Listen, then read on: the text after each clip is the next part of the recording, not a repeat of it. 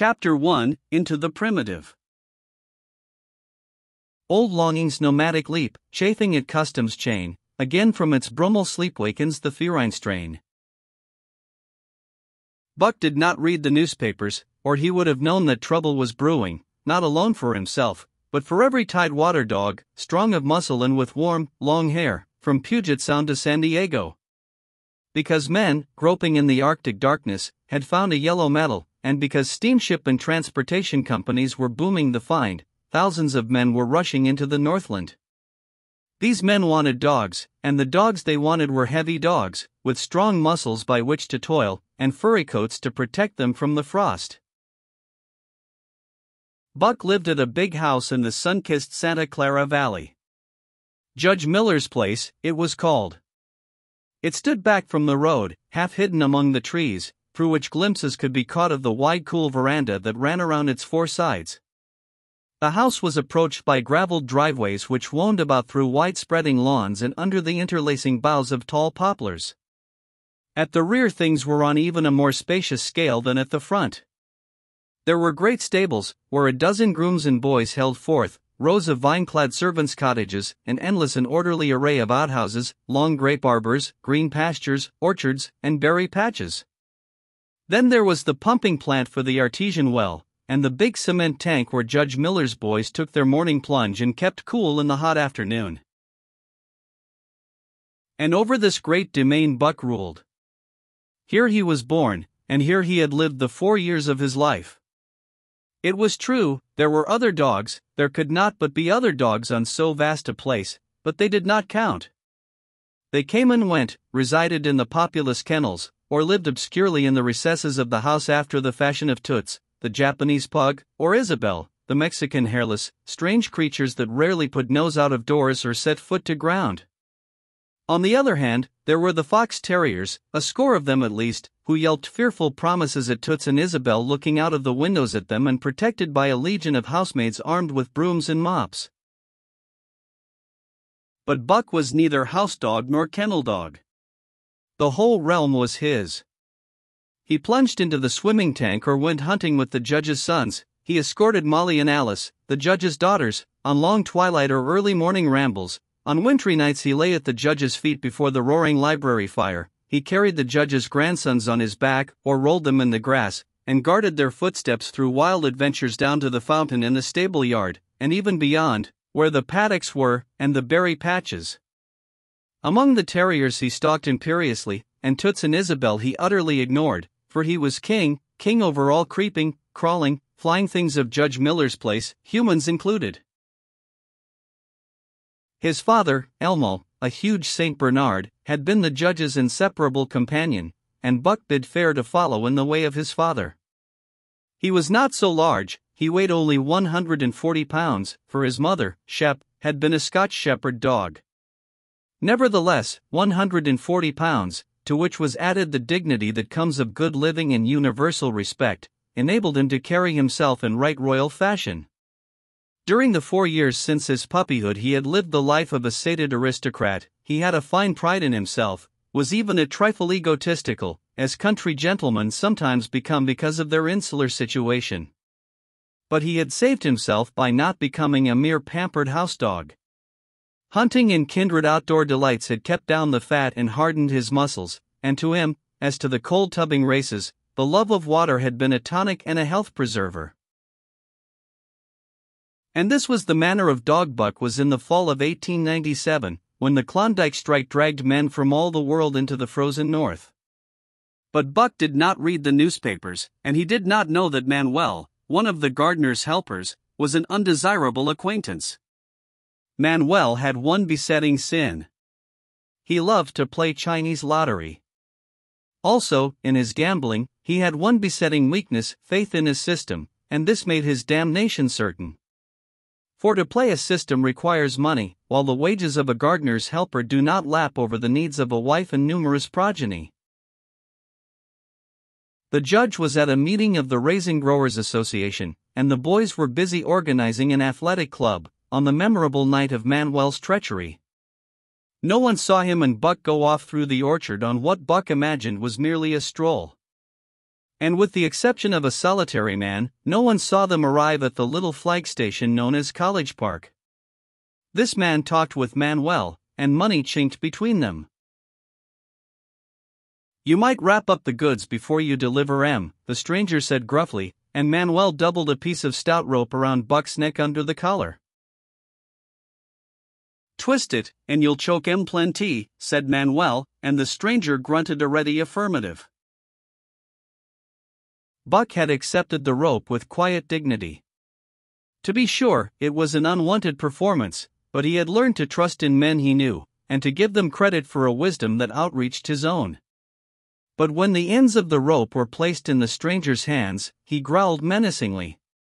He had merely intimated his displeasure, in his pride believing that to intimate was to command. But to his surprise the rope tightened around his neck, shutting off his breath. In quick rage he sprang at the man, who met him halfway, grappled him close by the throat, and with a deft twist threw him over on his back. Then the rope tightened mercilessly, while Buck struggled in a fury, his tongue lolling out of his mouth and his great chest panting futilely. Never in all his life had he been so vilely treated, and never in all his life had he been so angry. But his strength ebbed, his eyes glazed, and he knew nothing when the train was flagged and the two men threw him into the baggage car. The next he knew, he was dimly aware that his tongue was hurting and that he was being jolted along in some kind of a conveyance. The hoarse shriek of a locomotive whistling a crossing told him where he was. He had traveled too often with the judge not to know the sensation of riding in a baggage car. He opened his eyes, and into them came the unbridled anger of a kidnapped king. The man sprang for his throat, but Buck was too quick for him. His jaws closed on the hand, nor did they relax till his senses were choked out of him once more. "Yep, has fits," the man said, hiding his mangled hand from the baggage man, who had been attracted by the sounds of struggle. "I'm taking 'em up for the boss to Frisco. A crack dog doctor there thinks that he can cure 'em." Concerning that night's ride, the man spoke most eloquently for himself, in a little shed back of a saloon on the San Francisco waterfront. "All I get is $50 for it," he grumbled, "and I wouldn't do it over for $1,000, cold cash." His hand was wrapped in a bloody handkerchief, and the right trouser leg was ripped from knee to ankle. "How much did the other mug get?" the saloon keeper demanded. "100, was the reply. Wouldn't take a so less, so help me." "That makes 150, the saloon keeper calculated, and he's worth it, or I'm a squarehead." The kidnapper undid the bloody wrappings and looked at his lacerated hand. "If I don't get the hydrophobia, it'll be because you was born to hang," laughed the saloon keeper. "Here, lend me a hand before you pull your freight," he added. Dazed, suffering intolerable pain from throat and tongue, with the life half throttled out of him, Buck attempted to face his tormentors. But he was thrown down and choked repeatedly, till they succeeded in filing the heavy brass collar from off his neck. Then the rope was removed, and he was flung into a cage-like crate. There he lay for the remainder of the weary night, nursing his wrath and wounded pride. He could not understand what it all meant. What did they want with him, these strange men? Why were they keeping him pent up in this narrow crate? He did not know why, but he felt oppressed by the vague sense of impending calamity. Several times during the night he sprang to his feet when the shed door rattled open, expecting to see the judge, or the boys at least. But each time it was the bulging face of the saloon keeper that peered in at him by the sickly light of a tallow candle. And each time the joyful bark that trembled in Buck's throat was twisted into a savage growl. But the saloon keeper let him alone, and in the morning 4 men entered and picked up the crate. More tormentors, Buck decided, for they were evil-looking creatures, ragged and unkempt, and he stormed and raged at them through the bars.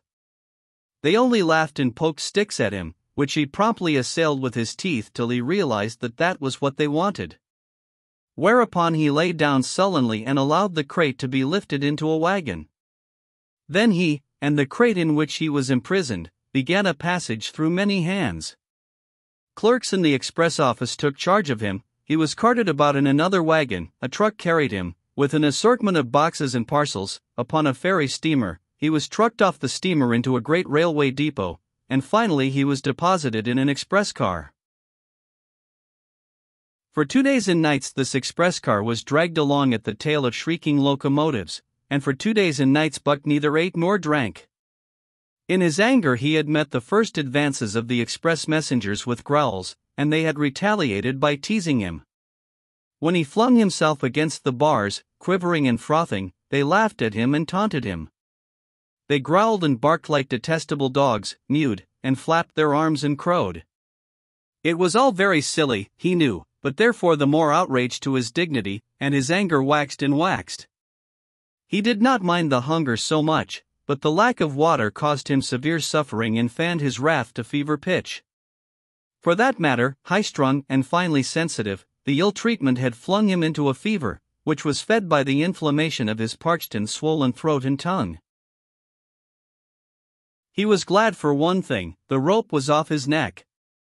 That had given them an unfair advantage, but now that it was off, he would show them. They would never get another rope around his neck. Upon that he was resolved. For 2 days and nights he neither ate nor drank, and during those 2 days and nights of torment, he accumulated a fund of wrath that boded ill for whoever first fell foul of him. His eyes turned bloodshot, and he was metamorphosed into a raging fiend. So changed was he that the judge himself would not have recognized him, and the express messengers breathed with relief when they bundled him off the train at Seattle. For men gingerly carried the crate from the wagon into a small, high-walled backyard. A stout man, with a red sweater that sagged generously at the neck, came out and signed the book for the driver. That was the man, Buck divined, the next tormentor, and he hurled himself savagely against the bars. The man smiled grimly, and brought a hatchet and a club. "You ain't going to take him out now?" the driver asked. "Sure," the man replied, driving the hatchet into the crate for a pry. There was an instantaneous scattering of the 4 men who had carried it in, and from safe perches on top the wall they prepared to watch the performance. Buck rushed at the splintering wood, sinking his teeth into it, surging and wrestling with it. Wherever the hatchet fell on the outside, he was there on the inside, snarling and growling, as furiously anxious to get out as the man in the red sweater was calmly intent on getting him out. "Now, you red-eyed devil," he said, when he had made an opening sufficient for the passage of Buck's body. At the same time he dropped the hatchet and shifted the club to his right hand. And Buck was truly a red-eyed devil, as he drew himself together for the spring, hair bristling, mouth foaming, a mad glitter in his bloodshot eyes. Straight at the man he launched his 140 pounds of fury, surcharged with the pent passion of 2 days and nights. In mid-air, just as his jaws were about to close on the man, he received a shock that checked his body and brought his teeth together with an agonizing clip.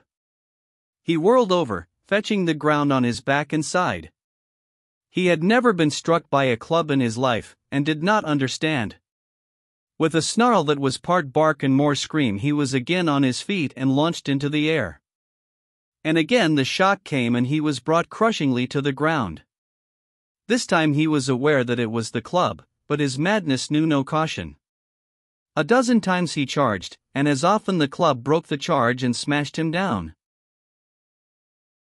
After a particularly fierce blow, he crawled to his feet, too dazed to rush.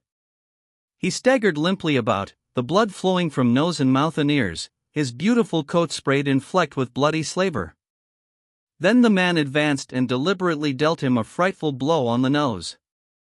All the pain he had endured was as nothing compared with the exquisite agony of this. With a roar that was almost lion-like in its ferocity, he again hurled himself at the man. But the man, shifting the club from right to left, coolly caught him by the under jaw, at the same time wrenching downward and backward. Buck described a complete circle in the air, and half of another, then crashed to the ground on his head and chest. For the last time he rushed. The man struck the shrewd blow he had purposely withheld for so long, and Buck crumpled up and went down, knocked utterly senseless. "He's no slouch at dog breakin', that's what I say," one of the men on the wall cried enthusiastically. "Druther break cayuses any day, and twice on Sundays," was the reply of the driver, as he climbed on the wagon and started the horses. Buck's senses came back to him, but not his strength. He lay where he had fallen, and from there he watched the man in the red sweater. "Answers to the name of Buck," the man soliloquized, quoting from the saloon-keeper's letter which had announced the consignment of the crate and contents. "Well, Buck, my boy," he went on in a genial voice, "we've had our little ruction, and the best thing we can do is to let it go at that. You've learned your place, and I know mine. Be a good dog and all'll go well and the goose hang high. Be a bad dog, and I'll whale the stuffin' out of you. Understand?" As he spoke he fearlessly patted the head he had so mercilessly pounded, and though Buck's hair involuntarily bristled at touch of the hand, he endured it without protest. When the man brought him water he drank eagerly, and later bolted a generous meal of raw meat, chunk by chunk, from the man's hand. He was beaten, he knew that, but he was not broken. He saw, once for all, that he stood no chance against a man with a club. He had learned the lesson, and in all his afterlife he never forgot it. That club was a revelation. It was his introduction to the reign of primitive law, and he met the introduction halfway. The facts of life took on a fiercer aspect, and while he faced that aspect uncowed, he faced it with all the latent cunning of his nature aroused. As the days went by, other dogs came, in crates, and at the ends of ropes, some docilely, and some raging and roaring as he had come, and, one and all, he watched them pass under the dominion of the man in the red sweater. Again and again, as he looked at each brutal performance, the lesson was driven home to Buck: a man with a club was a lawgiver, a master to be obeyed, though not necessarily conciliated. Of this last Buck was never guilty, though he did see beaten dogs that fawned upon the man, and wagged their tails, and licked his hand. Also he saw one dog, that would neither conciliate nor obey, finally killed in the struggle for mastery. Now and again men came, strangers, who talked excitedly, wheedlingly, and in all kinds of fashions to the man in the red sweater. And at such times that money passed between them the strangers took one or more of the dogs away with them. Buck wondered where they went, for they never came back, but the fear of the future was strong upon him, and he was glad each time when he was not selected. Yet his time came, in the end, in the form of a little weazened man who spat broken English and many strange and uncouth exclamations which Buck could not understand. "Sacredam," he cried, when his eyes lit upon Buck. "Dat one damn bully dog." "Eh? How much?" "300, and a present at that," was the prompt reply of the man in the red sweater. "And seem it's government money, you ain't got no kick coming, eh, Perot?" Perot grinned. Considering that the price of dogs had been boomed skyward by the unwanted demand, it was not an unfair sum for so fine an animal. The Canadian government would be no loser, nor would its dispatches travel the slower. Perot knew dogs, and when he looked at Buck he knew that he was 1 in 1,000, 1 in 10,000, he commented mentally. Buck saw money pass between them, and was not surprised when Curly, a good-natured Newfoundland, and he were led away by the little weazened man. That was the last he saw of the man in the red sweater, and as Curly and he looked at receding Seattle from the deck of the Narwhal, it was the last he saw of the warm Southland. Curly and he were taken below by Perot and turned over to a black-faced giant called Francois. Perot was a French-Canadian, and swarthy, but Francois was a French-Canadian half-breed, and twice as swarthy.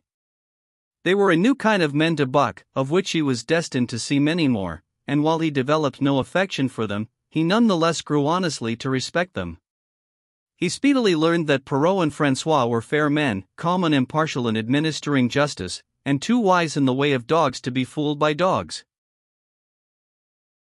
In the tween decks of the narwhal, Buck and Curly joined two other dogs.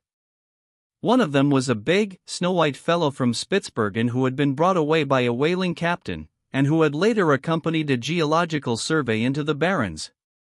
He was friendly, in a treacherous sort of way, smiling into one's face the while he meditated some underhand trick, as, for instance, when he stole from Buck's food at the first meal.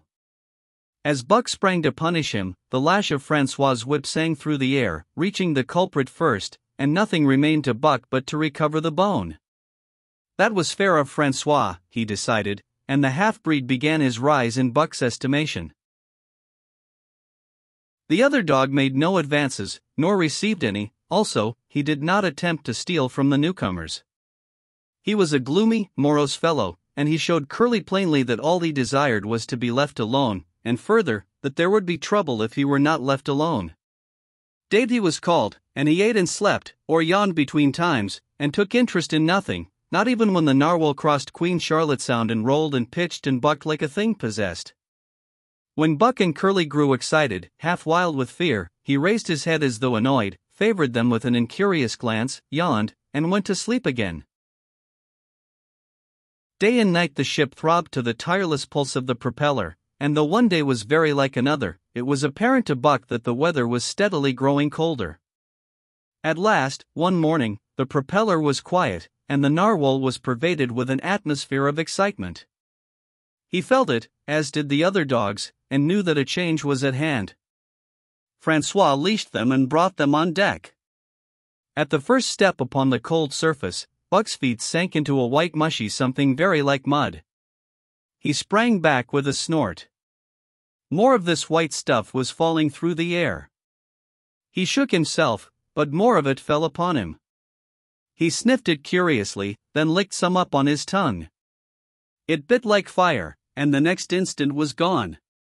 This puzzled him. He tried it again, with the same result. The onlookers laughed uproariously, and he felt ashamed, he knew not why, for it was his first snow. Chapter 2. The Law of Club and Fawn. Buck's first day on the Dyea beach was like a nightmare. Every hour was filled with shock and surprise. He had been suddenly jerked from the heart of civilization and flung into the heart of things primordial. No lazy, sun-kissed life was this, with nothing to do but loaf and be bored. Here was neither peace, nor rest, nor a moment's safety. All was confusion and action, and every moment life and limb were in peril. There was imperative need to be constantly alert, for these dogs and men were not town dogs and men. They were savages, all of them, who knew no law but the law of club and fawn. He had never seen dogs fight as these wolfish creatures fought, and his first experience taught him an unforgettable lesson. It is true, it was a vicarious experience, else he would not have lived to profit by it. Curly was the victim. They were camped near the log store, where she, in her friendly way, made advances to a husky dog the size of a full-grown wolf, though not half so large as she. There was no warning, only a leap in like a flash, a metallic clip of teeth, a leap out equally swift, and Curly's face was ripped open from eye to jaw. It was the wolf manner of fighting, to strike and leap away, but there was more to it than this. 30 or 40 huskies ran to the spot and surrounded the combatants in an intent and silent circle. Buck did not comprehend that silent intentness, nor the eager way with which they were licking their chops. Curly rushed her antagonist, who struck again and leaped aside. He met her next rush with his chest, in a peculiar fashion that tumbled her off her feet. She never regained them. This was what the onlooking huskies had waited for. They closed in upon her, snarling and yelping, and she was buried, screaming with agony, beneath the bristling mass of bodies. So sudden was it, and so unexpected, that Buck was taken aback. He saw Spitz run out his scarlet tongue in a way he had of laughing, and he saw Francois, swinging an axe, spring into the mess of dogs. 3 men with clubs were helping him to scatter them. It did not take long. 2 minutes from the time Curly went down, the last of her assailants were clubbed off. But she lay there limp and lifeless in the bloody, trampled snow, almost literally torn to pieces, the swart half-breed standing over her and cursing horribly. The scene often came back to Buck to trouble him in his sleep. So that was the way. No fair play. Once down, that was the end of you. Well, he would see to it that he never went down. Spitz ran out his tongue and laughed again, and from that moment Buck hated him with a bitter and deathless hatred. Before he had recovered from the shock caused by the tragic passing of Curly, he received another shock. Francois fastened upon him an arrangement of straps and buckles. It was a harness, such as he had seen the grooms put on the horses at home. And as he had seen horses work, so he was set to work, hauling Francois on a sled to the forest that fringed the valley, and returning with a load of firewood. Though his dignity was sorely hurt by thus being made a draft animal, he was too wise to rebel. He buckled down with a will and did his best, though it was all new and strange. Francois was stern, demanding instant obedience, and by virtue of his whip receiving instant obedience, while Dave, who was an experienced wheeler, nipped Buck's hindquarters whenever he was in error. Spitz was the leader, likewise experienced, and while he could not always get at Buck, he growled sharp reproof now and again, or cunningly threw his weight in the traces to jerk Buck into the way he should go. Buck learned easily, and under the combined tuition of his two mates and Francois made remarkable progress.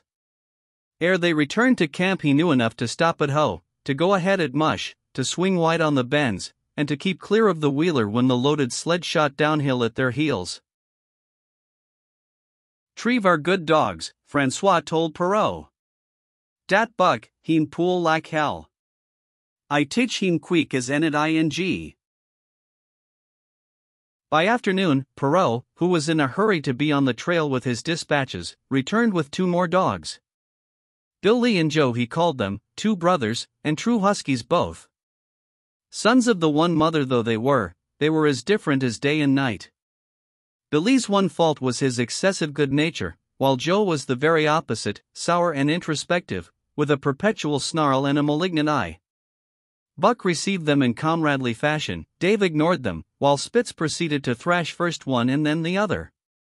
Billy wagged his tail appeasingly, turned to run when he saw that appeasement was of no avail, and cried, still appeasingly, when Spitz's sharp teeth scored his flank. But no matter how Spitz circled, Joe whirled around on his heels to face him, mane bristling, ears laid back, lips writhing and snarling, jaws clipping together as fast as he could snap, and eyes diabolically gleaming, the incarnation of belligerent fear. So terrible was his appearance that Spitz was forced to forego disciplining him, but to cover his own discomfiture he turned upon the inoffensive and wailing Billy and drove him to the confines of the camp. By evening Perrault secured another dog, an old husky, long and lean and gaunt, with a battle-scarred face and a single eye which flashed a warning of prowess that commanded respect. He was called Sol Lex, which means the angry one. Like Dave, he asked nothing, gave nothing, expected nothing, and when he marched slowly and deliberately into their midst, even Spitz left him alone. He had one peculiarity which Buck was unlucky enough to discover. He did not like to be approached on his blind side. Of this offense Buck was unwittingly guilty, and the first knowledge he had of his indiscretion was when Sol Lex whirled upon him and slashed his shoulder to the bone for 3 inches up and down. Forever after Buck avoided his blind side, and to the last of their comradeship had no more trouble. His only apparent ambition, like Dave's, was to be left alone, though, as Buck was afterward to learn, each of them possessed one other and even more vital ambition. That night Buck faced the great problem of sleeping. The tent, illumined by a candle, glowed warmly in the midst of the white plain, and when he, as a matter of course, entered it, both Perrault and Francois bombarded him with curses and cooking utensils, till he recovered from his consternation and fled ignominiously into the outer cold. A chill wind was blowing that nipped him sharply and bit with a special venom into his wounded shoulder. He lay down on the snow and attempted to sleep, but the frost soon drove him shivering to his feet. Miserable and disconsolate, he wandered about among the many tents, only to find that one place was as cold as another. Here and there savage dogs rushed upon him, but he bristled his neck hair and snarled, for he was learning fast, and they let him go his way unmolested. finally an idea came to him. He would return and see how his own teammates were making out. To his astonishment, they had disappeared. Again he wandered about through the great camp, looking for them, and again he returned. Were they in the tent? No, that could not be, else he would not have been driven out. Then where could they possibly be? With drooping tail and shivering body, very forlorn indeed, he aimlessly circled the tent. Suddenly the snow gave way beneath his 4 legs and he sank down. Something wriggled under his feet. He sprang back, bristling and snarling, fearful of the unseen and unknown. But a friendly little yelp reassured him, and he went back to investigate. A whiff of warm air ascended to his nostrils, and there, curled up under the snow in a snug ball, lay Billy. He whined placatingly, squirmed and wriggled to show his goodwill and intentions, and even ventured, as a bribe for peace, to lick Buck's face with his warm wet tongue. Another lesson. So that was the way they did it, eh? Buck confidently selected a spot, and with much fuss and waste effort proceeded to dig a hole for himself. In a trice the heat from his body filled the confined space and he was asleep. The day had been long and arduous, and he slept soundly and comfortably, though he growled and barked and wrestled with bad dreams. Nor did he open his eyes till roused by the noises of the waking camp. At first he did not know where he was. It had snowed during the night and he was completely buried. The snow walls pressed him on every side, and a great surge of fear swept through him, the fear of the wild thing for the trap. It was a token that he was harking back through his own life to the lives of his forebears, for he was a civilized dog, an unduly civilized dog, and of his own experience knew no trap and so could not of himself fear it. The muscles of his whole body contracted spasmodically and instinctively, the hair on his neck and shoulders stood on end, and with a ferocious snarl he bounded straight up into the blinding day, the snow flying about him in a flashing cloud. Ere he landed on his feet, he saw the white camp spread out before him and knew where he was and remembered all that had passed from the time he went for a stroll with Manuel to the hole he had dug for himself the night before. A shout from Francois hailed his appearance. "What I say," the dog driver cried to Perrault. "Dat Buck for sure learn quick as en it ing." Perrault nodded gravely. As courier for the Canadian government, bearing important dispatches, he was anxious to secure the best dogs, and he was particularly gladdened by the possession of Buck.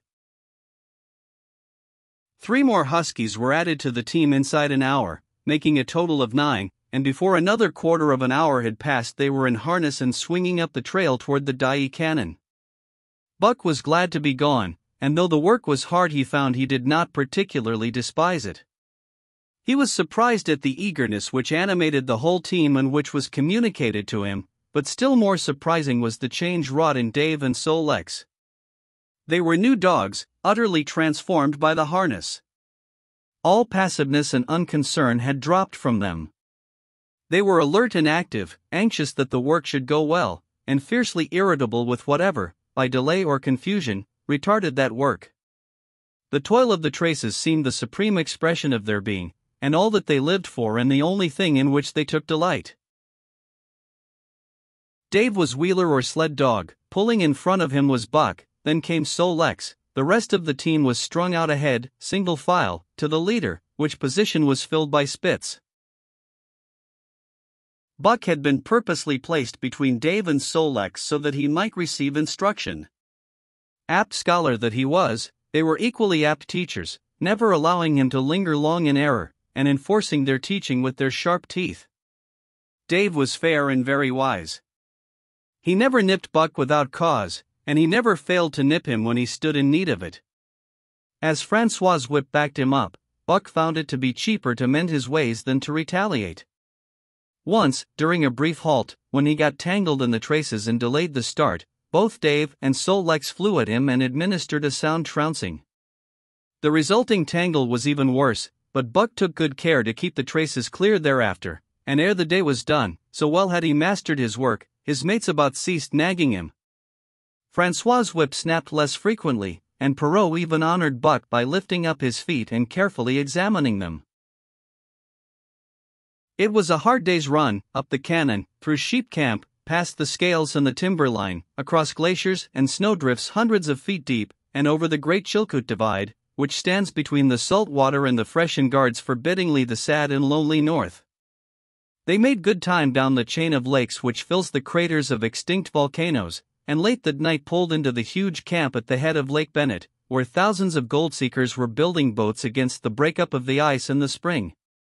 Buck made his hole in the snow and slept the sleep of the exhausted but all too early was routed out in the cold darkness and harnessed with his mates to the sled. That day they made 40 miles, the trail being packed, but the next day, and for many days to follow, they broke their own trail, worked harder, and made poorer time. As a rule, Perrault traveled ahead of the team, packing the snow with webbed shoes to make it easier for them. Francois, guiding the sled at the gee-pole, sometimes exchanged places with him, but not often. Perrault was in a hurry, and he prided himself on his knowledge of ice, which knowledge was indispensable, for the fall ice was very thin, and where there was swift water, there was no ice at all. Day after day, 4 days unending, Buck toiled in the traces. Always, they broke camp in the dark, and the first gray of dawn found them hitting the trail with fresh miles reeled off behind them. And always they pitched camp after dark, eating their bit of fish, and crawling to sleep into the snow. Buck was ravenous. The pound and a half of sun-dried salmon, which was his ration for each day, seemed to go nowhere. He never had enough, and suffered from perpetual hunger pangs. Yet the other dogs, because they weighed less and were born to the life, received a pound only of the fish and managed to keep in good condition. He swiftly lost the fastidiousness which had characterized his old life. A dainty eater, he found that his mates, finishing first, robbed him of his unfinished ration. There was no defending it. While he was fighting off 2 or 3, it was disappearing down the throats of the others. To remedy this, he ate as fast as they, and, so greatly did hunger compel him, he was not above taking what did not belong to him. He watched and learned. When he saw Pike, one of the new dogs, a clever malingerer and thief, slyly steal a slice of bacon when Perrault's back was turned, he duplicated the performance the following day, getting away with the whole chunk. A great uproar was raised, but he was unsuspected, while Dub, an awkward blunderer who was always getting caught, was punished for Buck's misdeed. This first theft marked Buck as fit to survive in the hostile Northland environment. It marked his adaptability, his capacity to adjust himself to changing conditions, the lack of which would have meant swift and terrible death. It marked, further, the decay or going to pieces of his moral nature, a vain thing and a handicap in the ruthless struggle for existence. It was all well enough in the Southland, under the law of love and fellowship, to respect private property and personal feelings, but in the Northland, under the law of club and fawn, whoso took such things into account was a fool, and in so far as he observed them he would fail to prosper. Not that Buck reasoned it out. He was fit, that was all, and unconsciously he accommodated himself to the new mode of life. All his days, no matter what the odds, he had never run from a fight. But the club of the man in the red sweater had beaten into him a more fundamental and primitive code. Civilized, he could have died for a moral consideration, say the defense of Judge Miller's riding whip, but the completeness of his decivilization was now evidenced by his ability to flee from the defense of a moral consideration and so save his hide. He did not steal for joy of it, but because of the clamor of his stomach. He did not rob openly, but stole secretly and cunningly, out of respect for club and fawn. In short, the things he did were done because it was easier to do them than not to do them.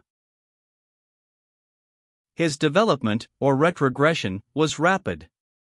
His muscles became hard as iron, and he grew callous to all ordinary pain. He achieved an internal as well as external economy. He could eat anything, no matter how loathsome or indigestible, and, once eaten, the juices of his stomach extracted the last least particle of nutriment, and his blood carried it to the farthest reaches of his body, building it into the toughest and stoutest of tissues. Sight and scent became remarkably keen, while his hearing developed such acuteness that in his sleep he heard the faintest sound and knew whether it heralded peace or peril. He learned to bite the ice out with his teeth when it collected between his toes, and when he was thirsty and there was a thick scum of ice over the waterhole, he would break it by rearing and striking it with stiff forelegs. His most conspicuous trait was an ability to scent the wind and forecast it a night in advance.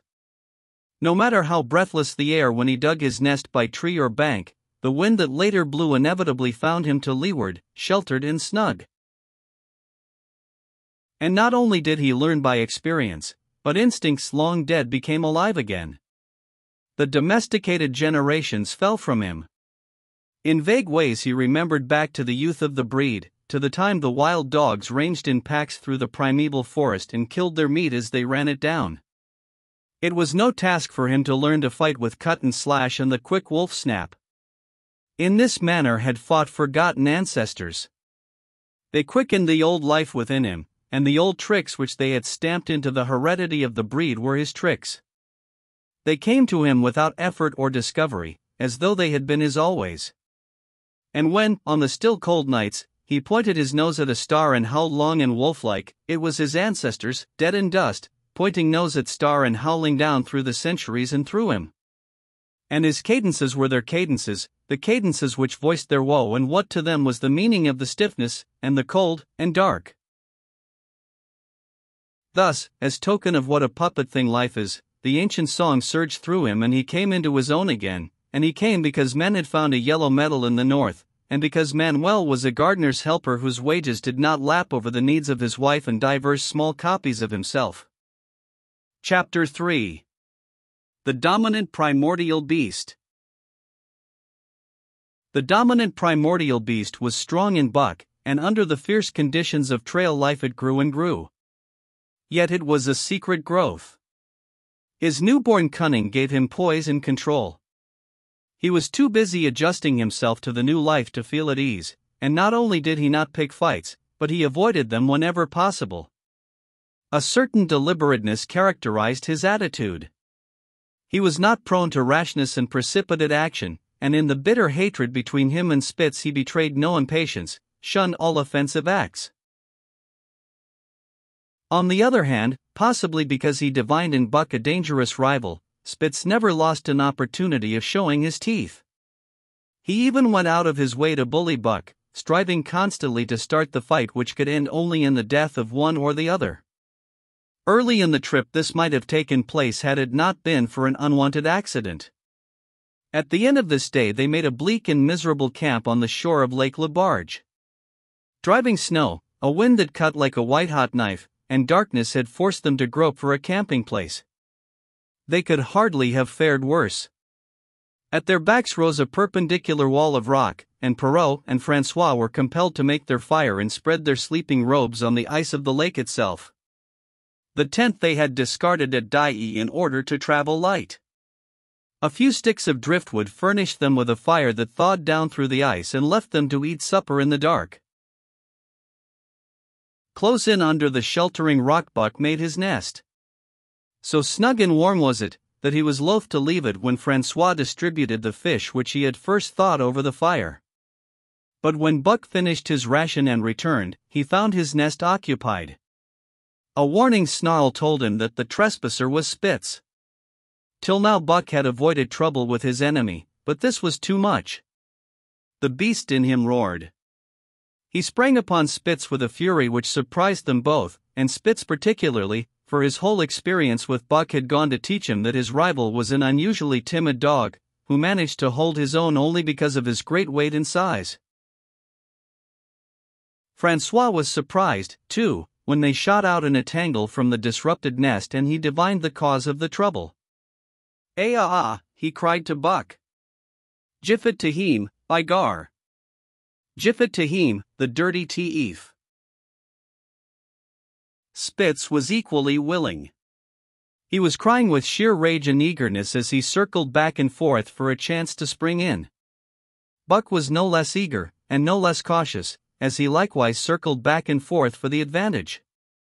But it was then that the unexpected happened, the thing which projected their struggle for supremacy far into the future, past many a weary mile of trail and toil. An oath from Perrault, the resounding impact of a club upon a bony frame, and a shrill yelp of pain, heralded the breaking forth of pandemonium. The camp was suddenly discovered to be alive with skulking furry forms, starving huskies, 4 or 5 score of them, who had scented the camp from some Indian village. They had crept in while Buck and Spitz were fighting, and when the 2 men sprang among them with stout clubs, they showed their teeth and fought back. They were crazed by the smell of the food. Perrault found one with head buried in the grub box. His club landed heavily on the gaunt ribs, and the grub box was capsized on the ground. On the instant, a score of the famished brutes were scrambling for the bread and bacon. The clubs fell upon them unheeded. They yelped and howled under the rain of blows, but struggled none the less madly till the last crumb had been devoured. In the meantime, the astonished team dogs had burst out of their nests only to be set upon by the fierce invaders. Never had Buck seen such dogs. It seemed as though their bones would burst through their skins. They were mere skeletons, draped loosely in draggled hides, with blazing eyes and slavered fangs. But the hunger madness made them terrifying, irresistible. There was no opposing them. The team dogs were swept back against the cliff at the first onset. Buck was beset by 3 huskies, and in a trice his head and shoulders were ripped and slashed. The din was frightful. Bill Lee was crying as usual. Dave and Sol-Lex, dripping blood from a score of wounds, were fighting bravely side by side. Joe was snapping like a demon. Once, his teeth closed on the foreleg of a husky, and he crunched down through the bone. Pike, the malingerer, leaped upon the crippled animal, breaking its neck with a quick flash of teeth and a jerk. Buck got a frothing adversary by the throat, and was sprayed with blood when his teeth sank through the jugular. The warm taste of it in his mouth goaded him to greater fierceness. He flung himself upon another, and at the same time felt teeth sink into his own throat. It was Spitz, treacherously attacking from the side. Perrault and Francois, having cleaned out their part of the camp, hurried to save their sled dogs. The wild wave of famished beasts rolled back before them, and Buck shook himself free. But it was only for a moment. The 2 men were compelled to run back to save the grub, upon which the huskies returned to the attack on the team. Bill Lee, terrified into bravery, sprang through the savage circle and fled away over the ice. Pike and Dub followed on his heels, with the rest of the team behind. As Buck drew himself together to spring after them, out of the tail of his eye he saw Spitz rush upon him with the evident intention of overthrowing him. Once off his feet and under that mass of huskies, there was no hope for him. But he braced himself to the shock of Spitz's charge, then joined the flight out on the lake. Later, the 9 team dogs gathered together and sought shelter in the forest. Though unpursued, they were in a sorry plight. There was not one who was not wounded in 4 or 5 places, while some were wounded grievously. Dub was badly injured in a hind leg. Dolly, the last husky added to the team at Dyea, had a badly torn throat. Joe had lost an eye, while Bill Lee, the good-natured, with an ear chewed and rent to ribbons, cried and whimpered throughout the night. At daybreak they limped warily back to camp, to find the marauders gone and the 2 men in bad tempers. Fully half their grub supply was gone. The huskies had chewed through the sled lashings and canvas coverings. In fact, nothing, no matter how remotely eatable, had escaped them. They had eaten a pair of Perrault's moosehide moccasins, chunks out of the leather traces, and even 2 feet of lash from the end of Francois's whip. He broke from a mournful contemplation of it to look over his wounded dogs. "Ah, my friends," he said softly, "mevad make you mad dog, dos many bites. Nabal mad dog, sacredam. What you tink, Perrault?" The courier shook his head dubiously. With 400 miles of trail still between him and Dawson, he could ill afford to have madness break out among his dogs. 2 hours of cursing and exertion got the harnesses into shape, and the wound-stiffened team was underway, struggling painfully over the hardest part of the trail they had yet encountered, and for that matter, the hardest between them and Dawson. The 30-mile river was wide open. Its wild water defied the frost, and it was in the eddies only and in the quiet places that the ice held at all. 6 days of exhausting toil were required to cover those 30 terrible miles. And terrible they were, for every foot of them was accomplished at the risk of life to dog and man. A dozen times, Perrault, nosing the way, broke through the ice bridges, being saved by the long pole he carried, which he so held that it fell each time across the hole made by his body. But a cold snap was on, the thermometer registering 50 below zero, and each time he broke through he was compelled for very life to build a fire and dry his garments. Nothing daunted him. It was because nothing daunted him that he had been chosen for government courier. He took all manner of risks, resolutely thrusting his little weazened face into the frost and struggling on from dim dawn to dark.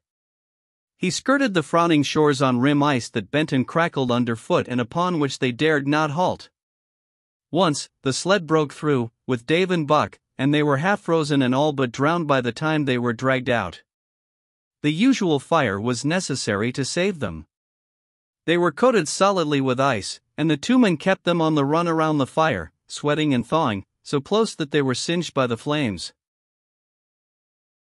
At another time Spitz went through, dragging the whole team after him up to Buck, who strained backward with all his strength, his forepaws on the slippery edge and the ice quivering and snapping all around. But behind him was Dave, likewise straining backward, and behind the sled was Francois, pulling till his tendons cracked.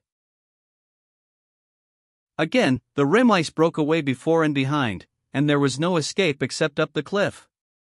Perrault scaled it by a miracle, while Francois prayed for just that miracle, and with every thong and sled lashing and the last bit of harness rove into a long rope, the dogs were hoisted, one by one, to the cliff crest. Francois came up last, after the sled and load. Then came the search for a place to descend, which descent was ultimately made by the aid of the rope, and night found them back on the river with 1/4 of a mile to the day's credit. By the time they made the Hodelinqua and good ice, Buck was played out. The rest of the dogs were in like condition, but Perrault, to make up lost time, pushed them late and early.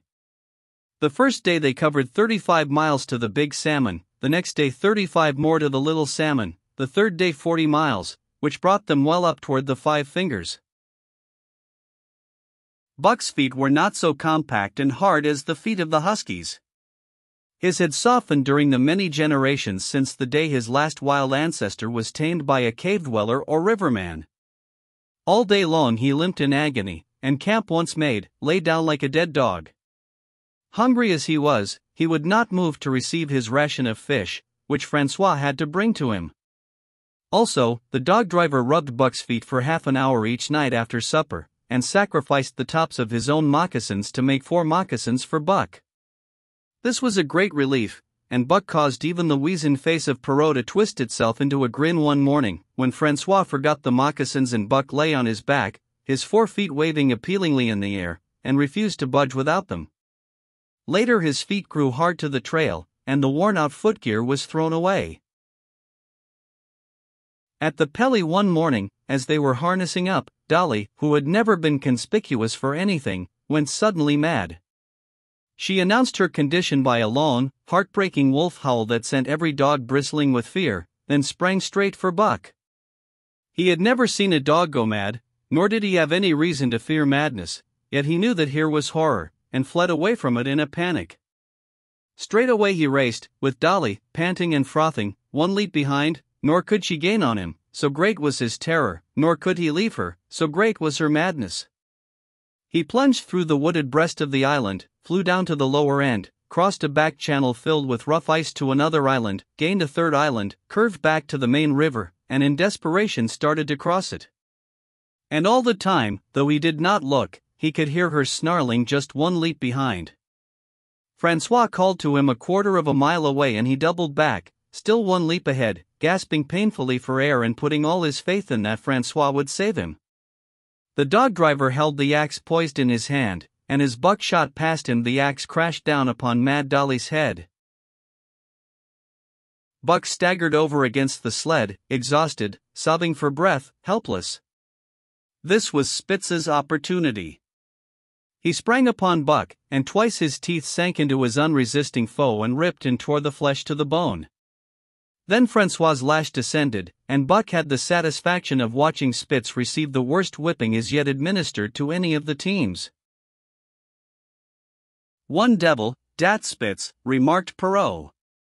"Some damn day he'n kill dat Buck." "Dat Buck two devils," was Francois's rejoinder. "All de tam I watch dat Buck I know for sure. Listen, some damn fine day he'm get mad like hell and den he'm chew dat Spitz all up and spit him out on de snow. Sure. I know." From then on it was war between them. Spitz, as lead dog and acknowledged master of the team, felt his supremacy threatened by this strange Southland dog. And strange Buck was to him, for of the many Southland dogs he had known, not one had shown up worthily in camp and on trail. They were all too soft, dying under the toil, the frost, and starvation. Buck was the exception.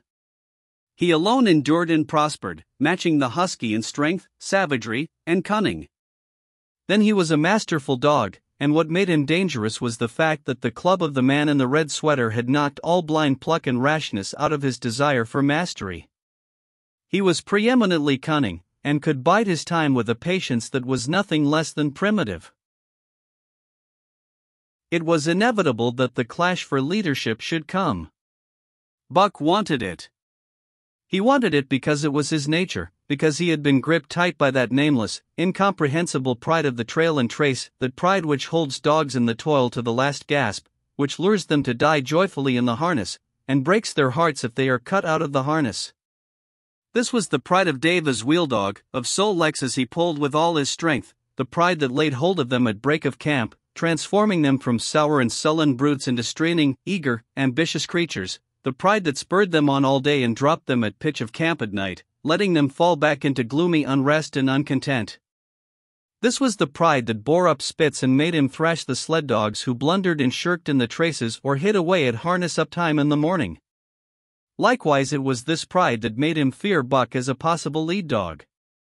And this was Buck's pride, too.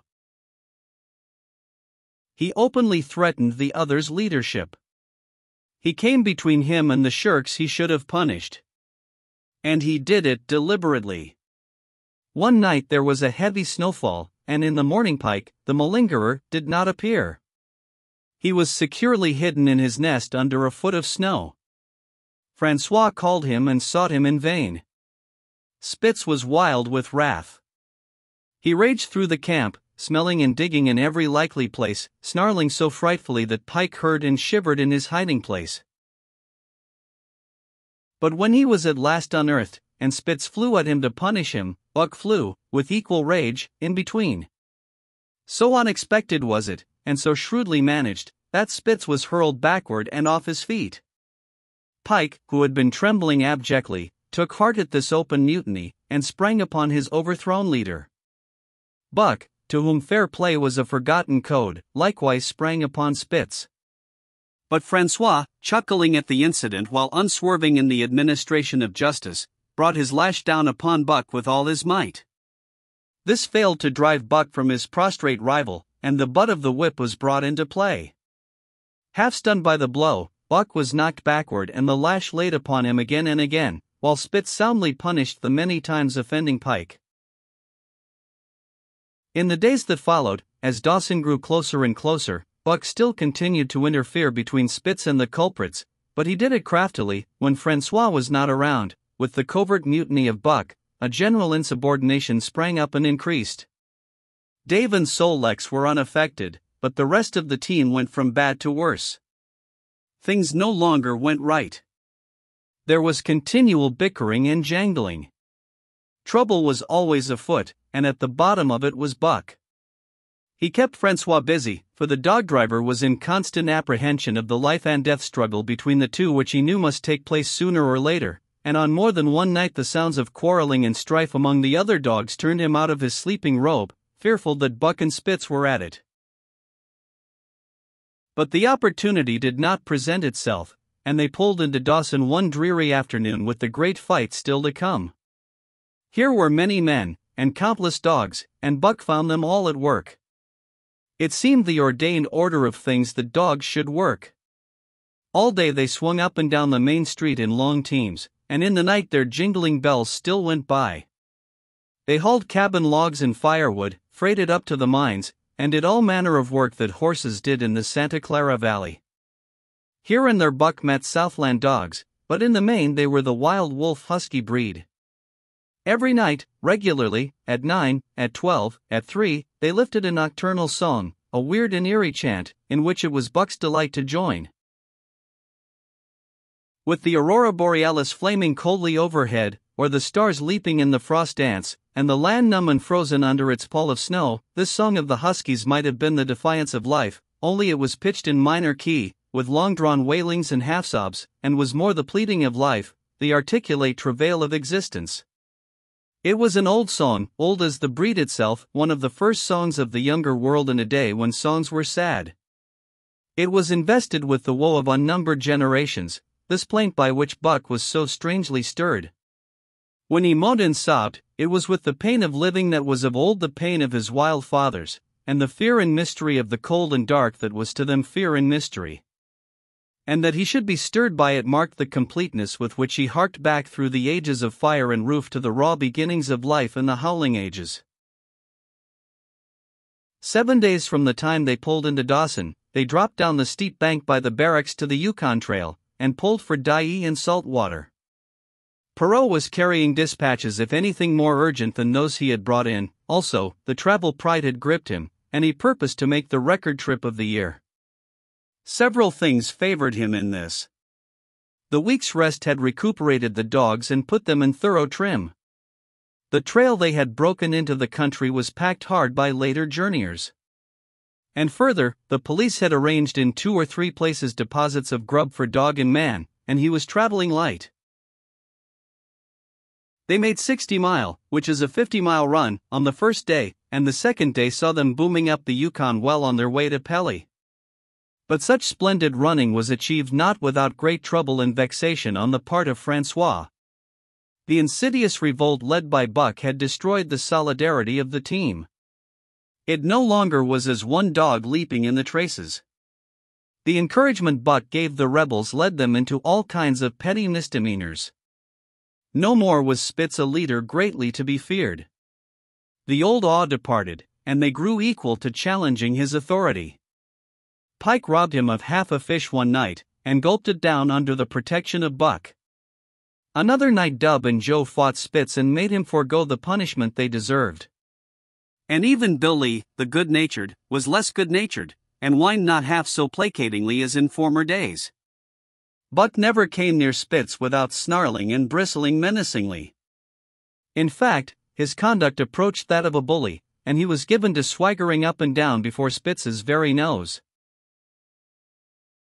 The breaking down of discipline likewise affected the dogs in their relations with one another.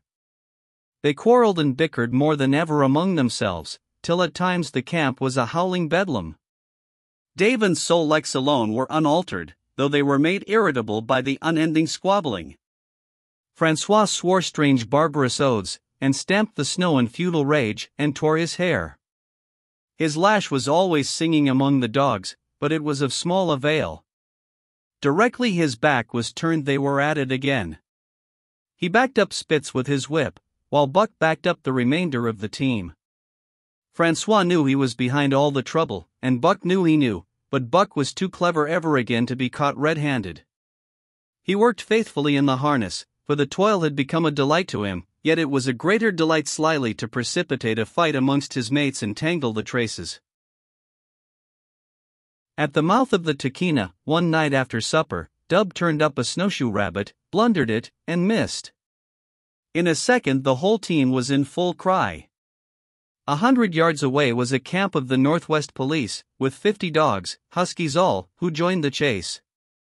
The rabbit sped down the river, turned off into a small creek, up the frozen bed of which it held steadily.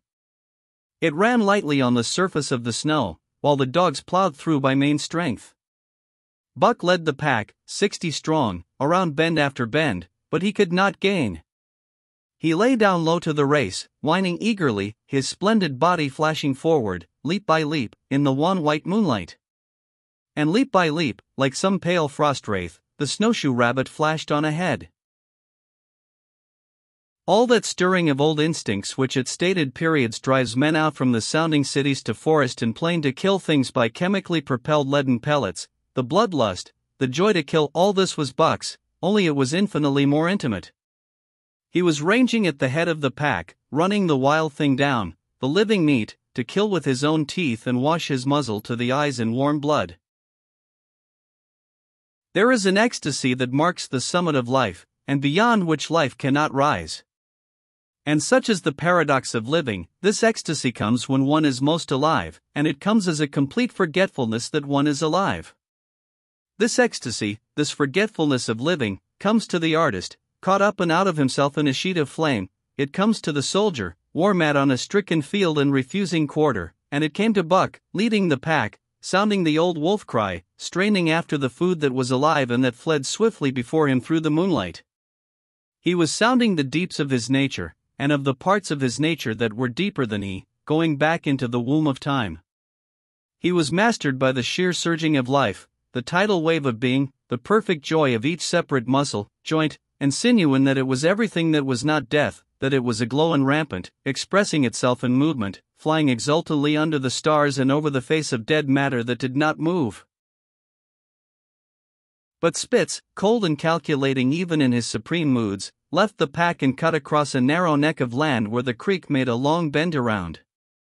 Buck did not know of this, and as he rounded the bend, the frost wraith of a rabbit still flitting before him, he saw another and larger frost wraith leap from the overhanging bank into the immediate path of the rabbit. It was Spitz.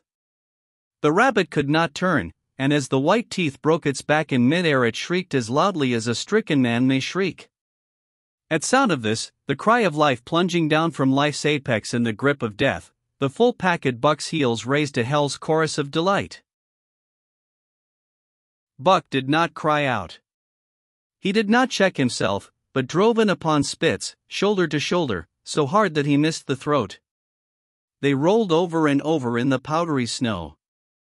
Spitz gained his feet almost as though he had not been overthrown, slashing Buck down the shoulder and leaping clear. Twice his teeth clipped together, like the steel jaws of a trap, as he backed away for better footing, with lean and lifting lips that writhed and snarled. In a flash Buck knew it. The time had come. It was to the death. As they circled about, snarling, ears laid back, keenly watchful for the advantage, the scene came to Buck with a sense of familiarity. He seemed to remember it all, the white woods, and earth, and moonlight, and the thrill of battle. Over the whiteness and silence brooded a ghostly calm. There was not the faintest whisper of air, nothing moved, not a leaf quivered, the visible breaths of the dogs rising slowly and lingering in the frosty air. They had made short work of the snowshoe rabbit, these dogs that were ill-tamed wolves, and they were now drawn up in an expectant circle. They, too, were silent, their eyes only gleaming and their breaths drifting slowly upward. To Buck it was nothing new or strange, this scene of old time. It was as though it had always been, the wonted way of things.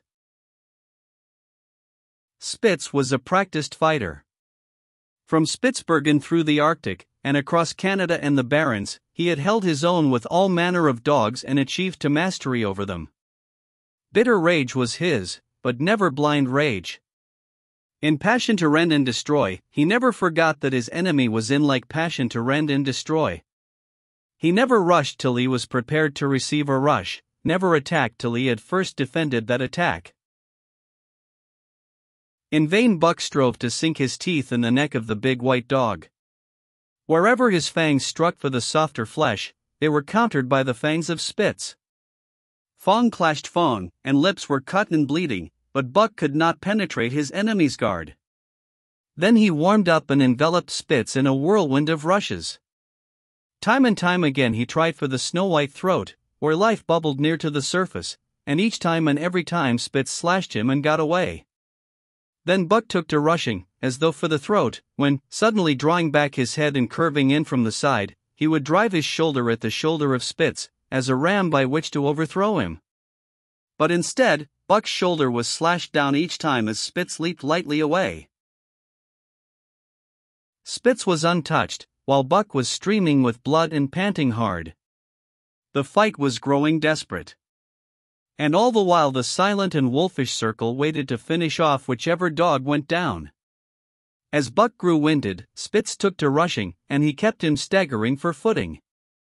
Once Buck went over, and the whole circle of 60 dogs started up, but he recovered himself, almost in mid-air, and the circle sank down again and waited. But Buck possessed a quality that made for greatness: imagination. He fought by instinct, but he could fight by head as well. He rushed, as though attempting the old shoulder trick, but at the last instant swept low to the snow and in. His teeth closed on Spitz's left foreleg. There was a crunch of breaking bone, and the white dog faced him on 3 legs.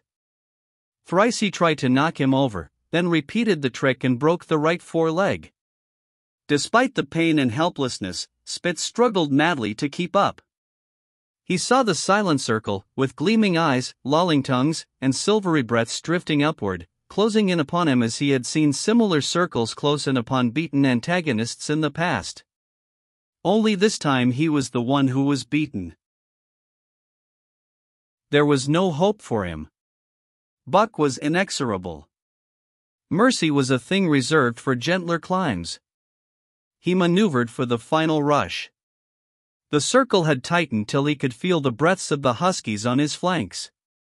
He could see them, beyond Spitz and to either side, half crouching for the spring, their eyes fixed upon him. Applause seemed to fall. Every animal was motionless as though turned to stone. Only Spitz quivered and bristled as he staggered back and forth, snarling with horrible menace, as though to frighten off impending death. Then Buck sprang in and out, but while he was in, shoulder had at last squarely met shoulder. The dark circle became a dot on the moon-flooded snow as Spitz disappeared from view. Buck stood and looked on, the successful champion, the dominant primordial beast who had made his kill and found it good. Chapter 4. Who has won to mastership? What I say? I speak true when I say dat Buck 2 devils. This was Francois's speech next morning when he discovered Spitz missing and Buck covered with wounds. He drew him to the fire and by its light pointed them out. Dat Spitz fight like hell, said Perrault, as he surveyed the gaping rips and cuts. And dat Buck fight like 2 hells, was Francois's answer. And now we make good time. No more Spitz, no more trouble, sure. While Perrault packed the camp outfit and loaded the sled, the dog driver proceeded to harness the dogs. Buck trotted up to the place Spitz would have occupied as leader, but Francois, not noticing him, brought Sol-Lex to the coveted position. In his judgment, Sol-Lex was the best lead dog left. Buck sprang upon Sol-Lex in a fury, driving him back and standing in his place.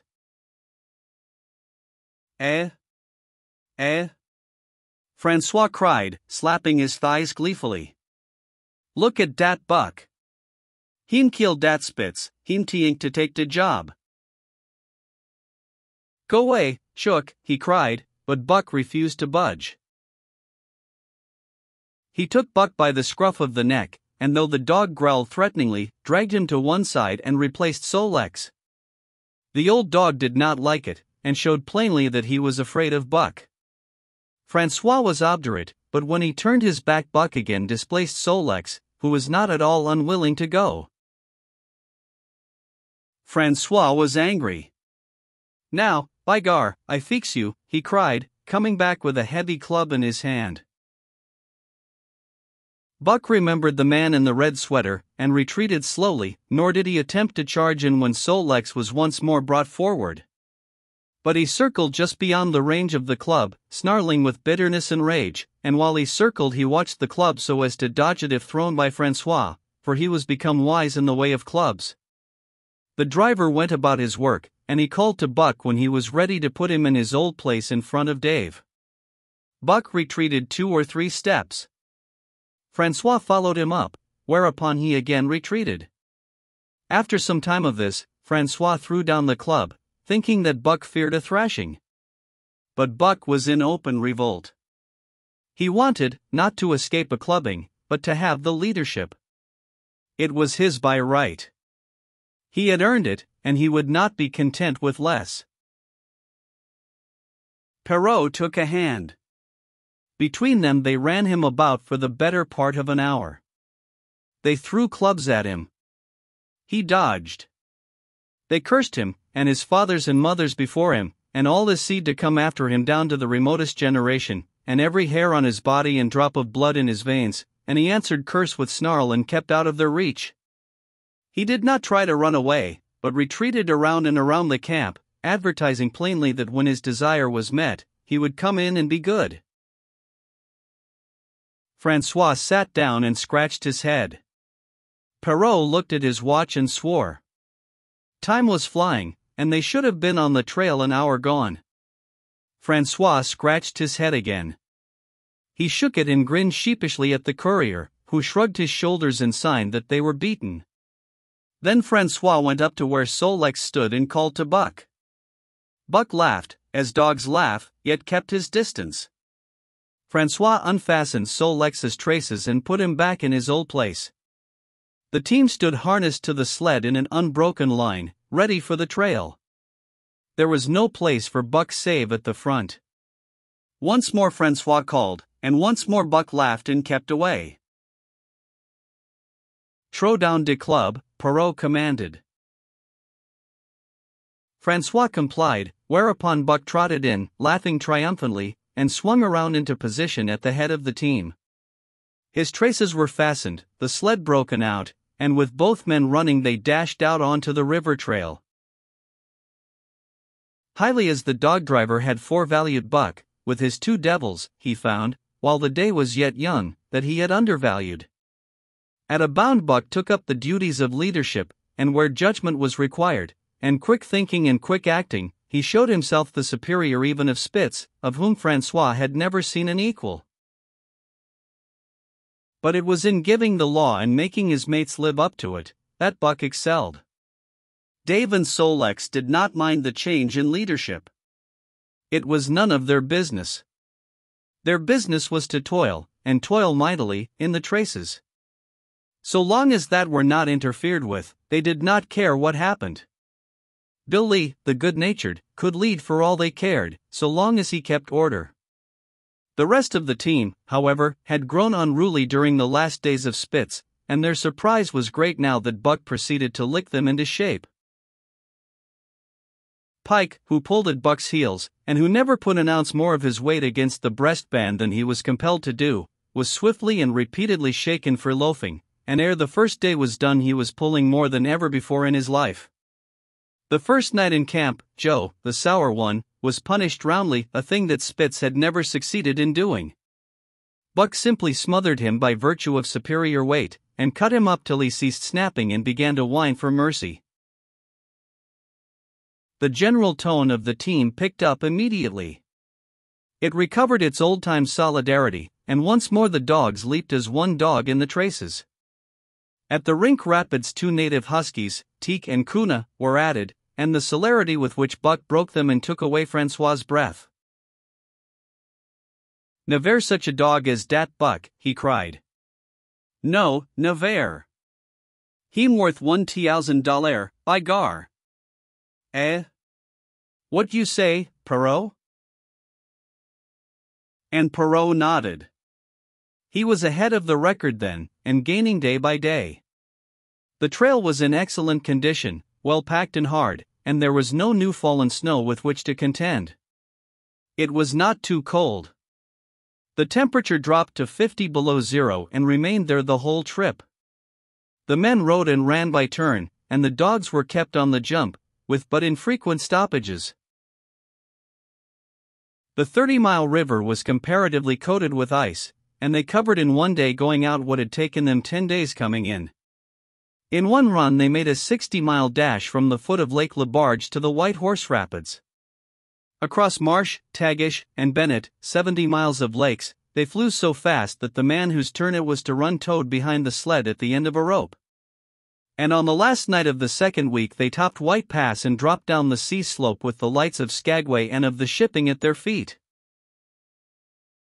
It was a record run. Each day for 14 days they had averaged 40 miles. For 3 days Perrault and Francois threw chests up and down the main street of Skagway and were deluged with invitations to drink, while the team was the constant center of a worshipful crowd of dogbusters and mushers.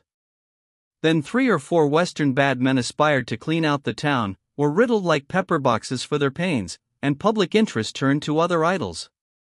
Next came official orders. Francois called Buck to him, threw his arms around him, wept over him. And that was the last of Francois and Perrault. Like other men, they passed out of Buck's life for good. A Scotch half-breed took charge of him and his mates, and in company with a dozen other dog teams he started back over the weary trail to Dawson. It was no light running now, nor record time, but heavy toil each day, with a heavy load behind, for this was the mail train, carrying word from the world to the men who sought gold under the shadow of the pole.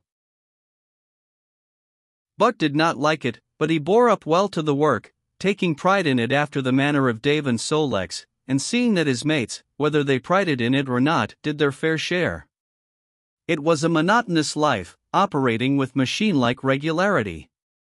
One day was very like another. At a certain time each morning the cooks turned out, fires were built, and breakfast was eaten. Then, while some broke camp, others harnessed the dogs, and they were underway an hour or so before the darkness fell which gave warning of dawn. At night, camp was made. Some pitched the flies, others cut firewood and pine boughs for the beds, and still others carried water or ice for the cooks. Also, the dogs were fed. To them, this was the one feature of the day, though it was good to loaf around, after the fish was eaten, for an hour or so with the other dogs, of which there were 50 and odd. There were fierce fighters among them, but 3 battles with the fiercest brought Buck to mastery, so that when he bristled and showed his teeth they got out of his way. Best of all, perhaps, he loved to lie near the fire, hind legs crouched under him, for legs stretched out in front, head raised, and eyes blinking dreamily at the flames. Sometimes he thought of Judge Miller's big house in the sun-kissed Santa Clara Valley, and of the cement swimming tank, and Isabel, the Mexican hairless, and Toots, the Japanese pug, but oftener he remembered the man in the red sweater, the death of Curly, the great fight with Spitz, and the good things he had eaten or would like to eat. He was not homesick. The Sunland was very dim and distant, and such memories had no power over him. Far more potent were the memories of his heredity that gave things he had never seen before a seeming familiarity, the instincts, which were but the memories of his ancestors become habits, which had lapsed in later days, and still later, in him, quickened and become alive again. Sometimes as he crouched there, blinking dreamily at the flames, it seemed that the flames were of another fire, and that as he crouched by this other fire he saw another indifferent man from the half-breed cook before him. This other man was shorter of leg and longer of arm, with muscles that were stringy and knotty rather than rounded and swelling. The hair of this man was long and matted, and his head slanted back under it from the eyes. He uttered strange sounds, and seemed very much afraid of the darkness, into which he peered continually, clutching in his hand, which hung midway between knee and foot, a stick with a heavy stone made fast to the end.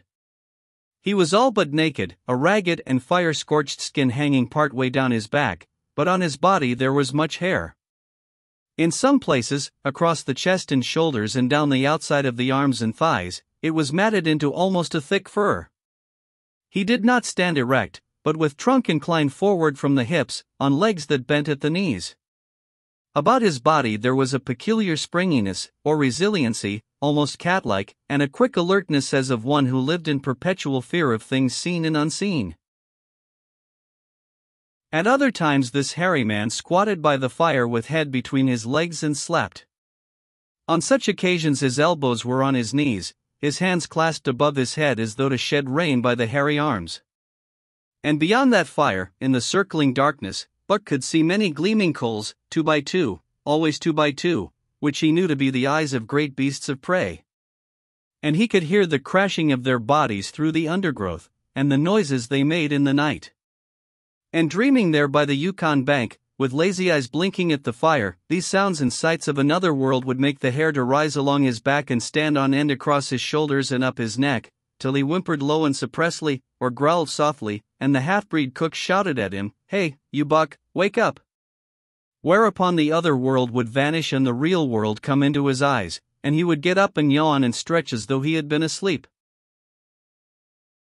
It was a hard trip, with the mail behind them, and the heavy work wore them down. They were short of weight and in poor condition when they made Dawson, and should have had a 10 days or a week's rest at least. But in 2 days' time they dropped down the Yukon bank from the barracks, loaded with letters for the outside. The dogs were tired, the drivers grumbling, and to make matters worse, it snowed every day.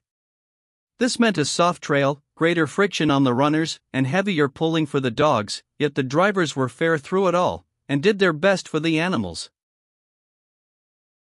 Each night the dogs were attended to first.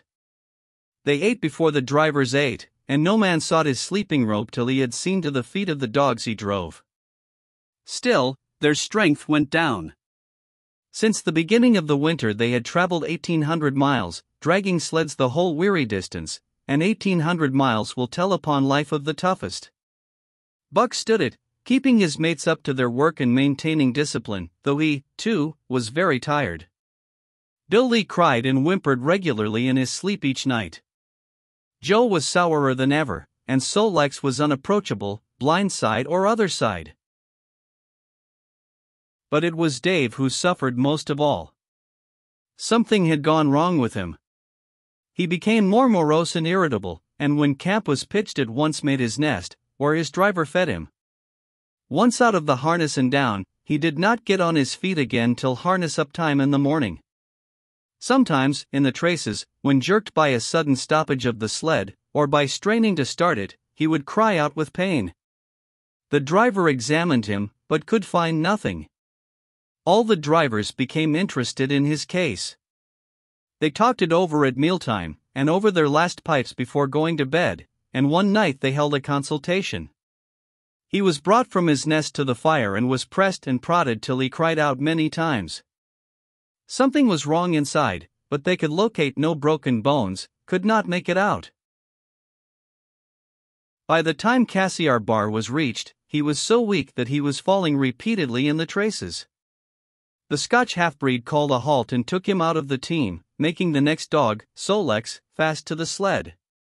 His intention was to rest Dave, letting him run free behind the sled.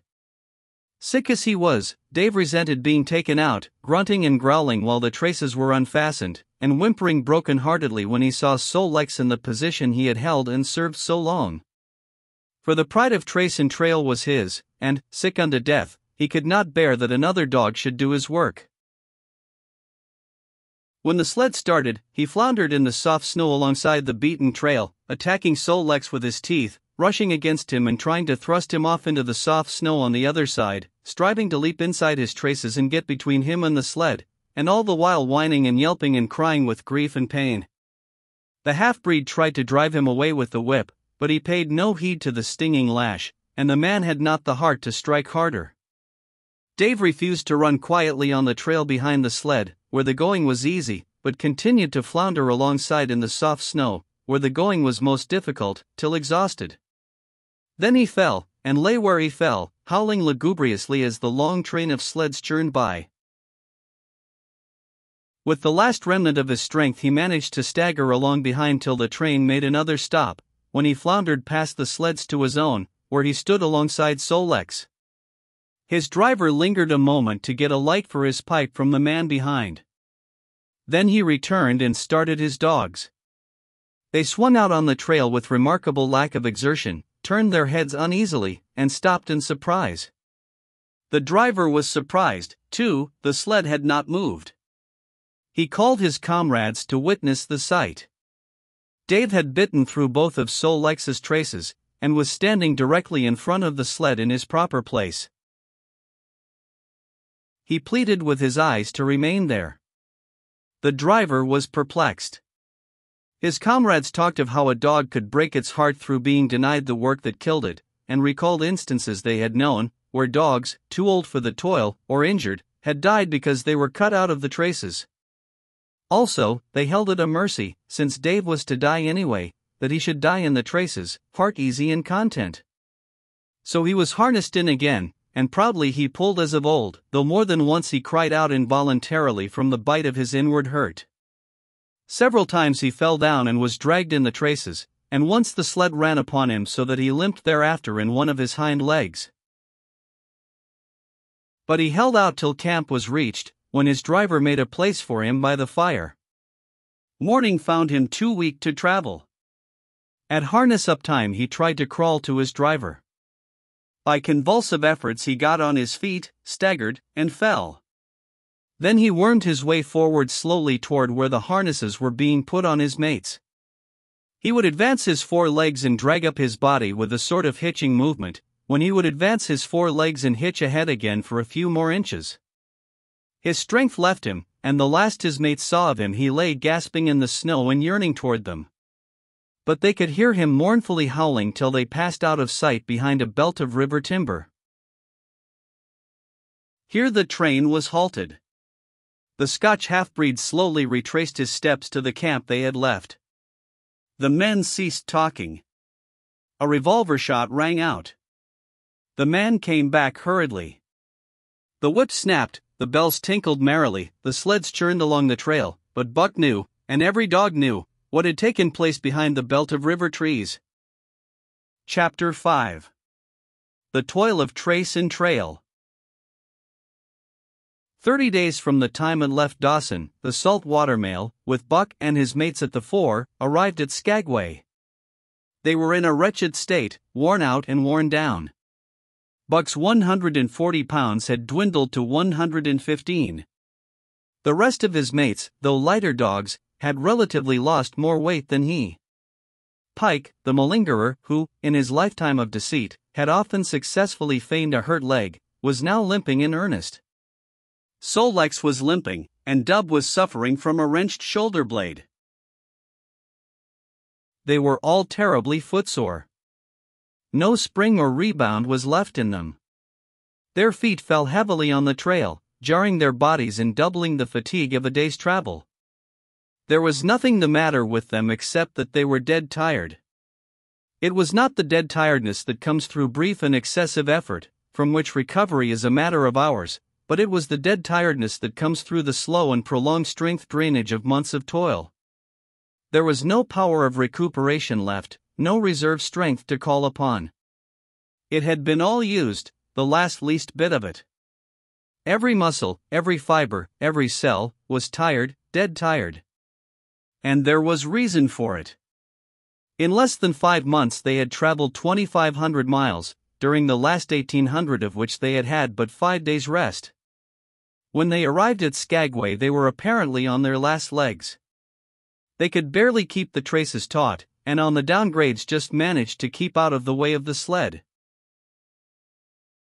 "Mush on, poor sore feets," the driver encouraged them as they tottered down the main street of Skagway. "Dis is de loss. Den we get one long res." "Eh?" "For sure. One bully long res." The drivers confidently expected a long stopover. Themselves, they had covered 1,200 miles with 2 days' rest, and in the nature of reason and common justice they deserved an interval of loafing.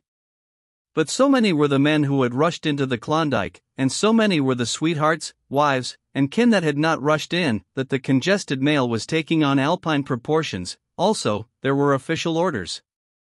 Fresh batches of Hudson Bay dogs were to take the places of those worthless for the trail. The worthless ones were to be got rid of, and, since dogs count for little against dollars, they were to be sold. 3 days passed, by which time Buck and his mates found how really tired and weak they were. Then, on the morning of the 4th day, 2 men from the States came along and bought them, harness and all, for a song. The men addressed each other as Hal and Charles.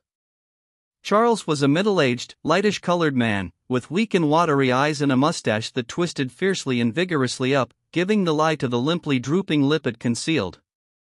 Hal was a youngster of 19 or 20, with a big Colt's revolver and a hunting knife strapped about him on a belt that fairly bristled with cartridges. This belt was the most salient thing about him. It advertised his callowness, a callowness sheer and unutterable. Both men were manifestly out of place, and why such as they should adventure the north is part of the mystery of things that passes understanding. Buck heard the chaffering, saw the money pass between the man and the government agent, and knew that the Scotch half-breed and the mail train drivers were passing out of his life on the heels of Perrault and Francois and the others who had gone before. When driven with his mates to the new owner's camp, Buck saw a slipshod and slovenly affair, tent half-stretched, dishes unwashed, everything in disorder. Also, he saw a woman. Mercedes, the men called her. She was Charles's wife and Hal's sister, a nice family party. Buck watched them apprehensively as they proceeded to take down the tent and load the sled. There was a great deal of effort about their manner, but no business-like method. The tent was rolled into an awkward bundle 3 times as large as it should have been. The tin dishes were packed away unwashed. Mercedes continually fluttered in the way of her men and kept up an unbroken chattering of remonstrance and advice. When they put a clothes sack on the front of the sled, she suggested it should go on the back, and when they had put it on the back, and covered it over with a couple of other bundles, she discovered overlooked articles which could abide nowhere else but in that very sack, and they unloaded again. 3 men from a neighboring tent came out and looked on, grinning and winking at one another.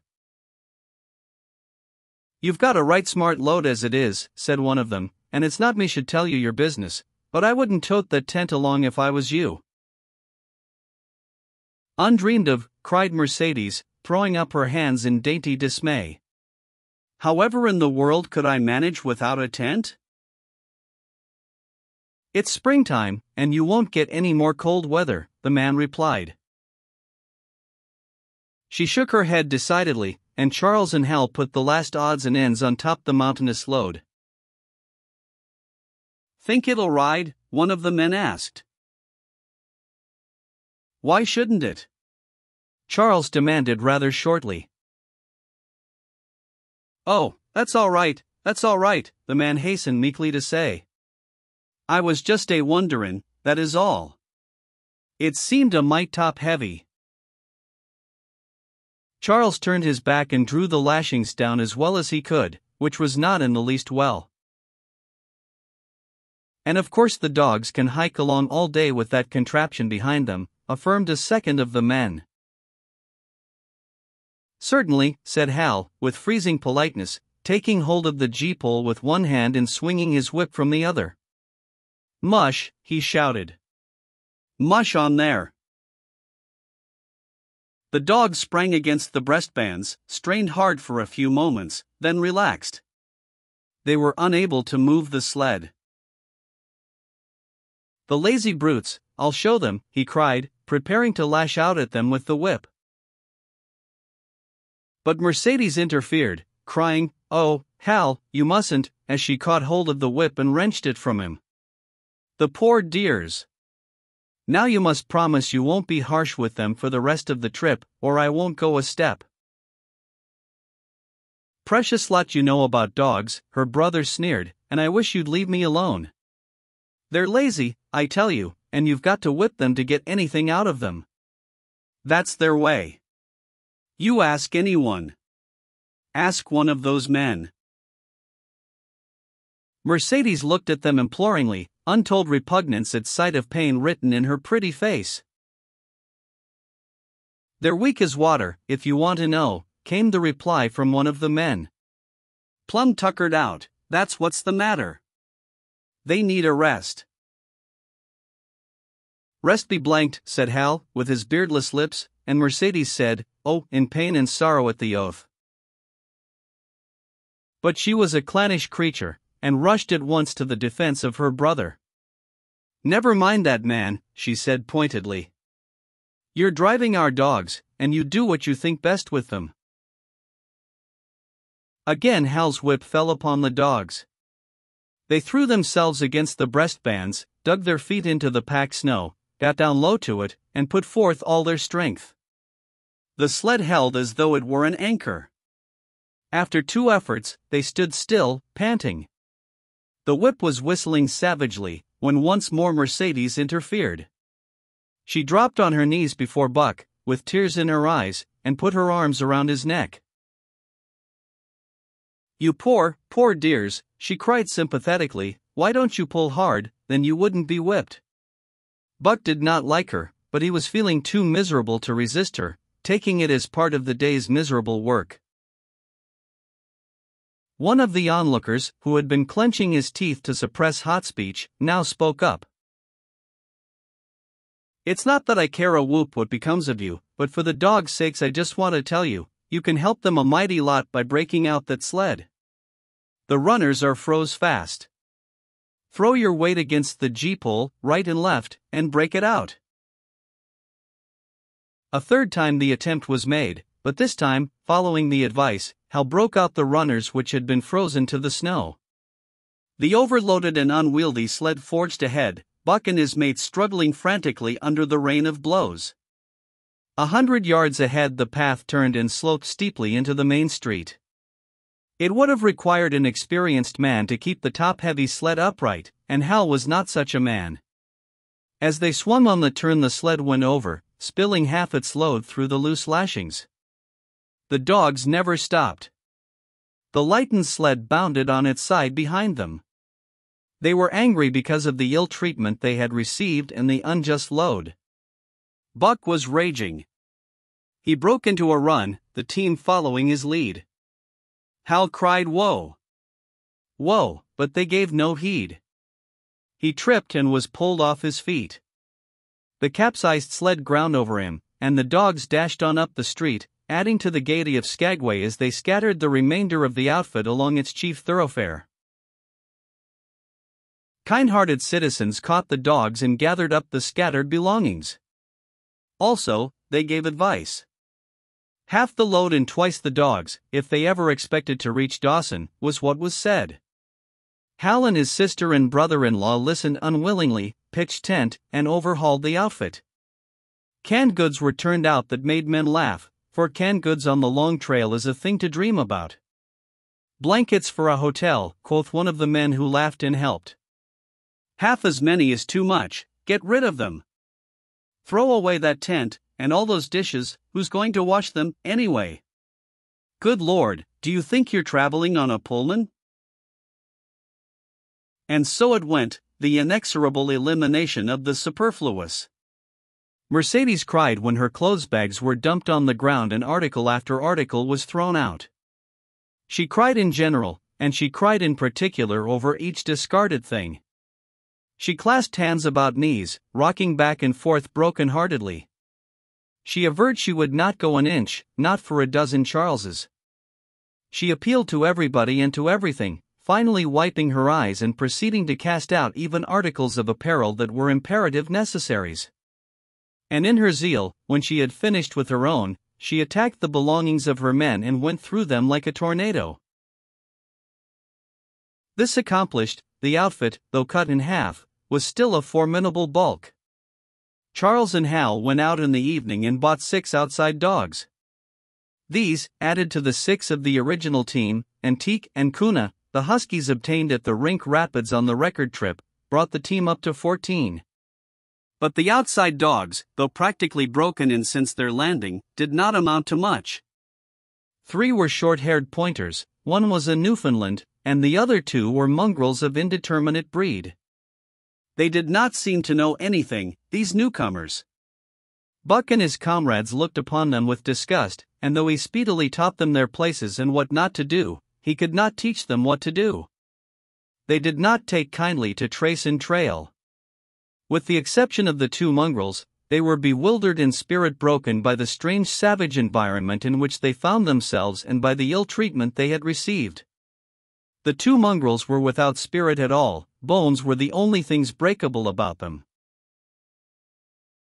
With the newcomers hopeless and forlorn, and the old team worn out by 2,500 miles of continuous trail, the outlook was anything but bright.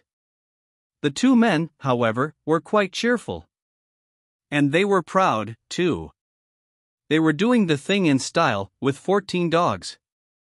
They had seen other sleds depart over the pass for Dawson, or come in from Dawson, but never had they seen a sled with so many as 14 dogs. In the nature of Arctic travel, there was a reason why 14 dogs should not drag one sled, and that was that one sled could not carry the food for 14 dogs. But Charles and Hal did not know this. They had worked the trip out with a pencil, so much to a dog, so many dogs, so many days. Qed Mercedes looked over their shoulders and nodded comprehensively. It was also very simple. Late next morning, Buck led the long team up the street. There was nothing lively about it, no snap or go in him and his fellows. They were starting dead weary. For times he had covered the distance between Saltwater and Dawson, and the knowledge that, jaded and tired, he was facing the same trail once more, made him bitter. His heart was not in the work, nor was the heart of any dog. The outsides were timid and frightened, the insides without confidence in their masters.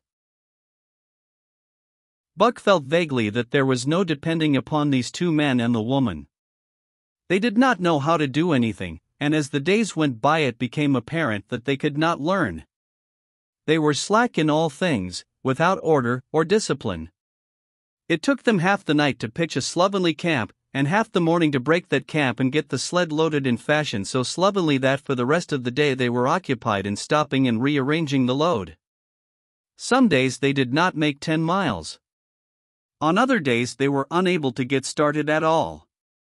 And on no day did they succeed in making more than half the distance used by the men as a basis in their dog food computation. It was inevitable that they should go short on dog food. But they hastened it by overfeeding, bringing the day nearer when underfeeding would commence. The outside dogs, whose digestions had not been trained by chronic famine to make the most of little, had voracious appetites. And when, in addition to this, the worn-out huskies pulled weakly, Hal decided that the orthodox ration was too small.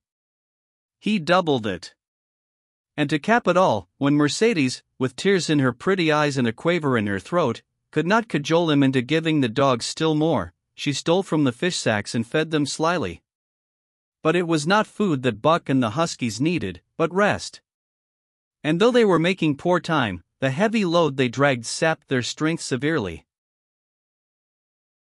Then came the underfeeding. Hal awoke one day to the fact that his dog food was half gone and the distance only quarter covered, further, that for love or money no additional dog food was to be obtained. So he cut down even the orthodox ration and tried to increase the day's travel.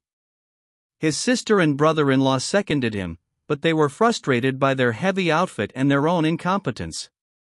It was a simple matter to give the dogs less food, but it was impossible to make the dogs travel faster, while their own inability to get underway earlier in the morning prevented them from traveling longer hours. Not only did they not know how to work dogs, but they did not know how to work themselves.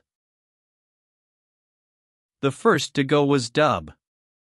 Poor blundering thief that he was, always getting caught and punished, he had none the less been a faithful worker. His wrenched shoulder blade, untreated and unrest, went from bad to worse, till finally Hal shot him with the big Colt's revolver. It is a saying of the country that an outside dog starves to death on the ration of the husky, so the 6 outside dogs under Buck could do no less than die on half the ration of the husky.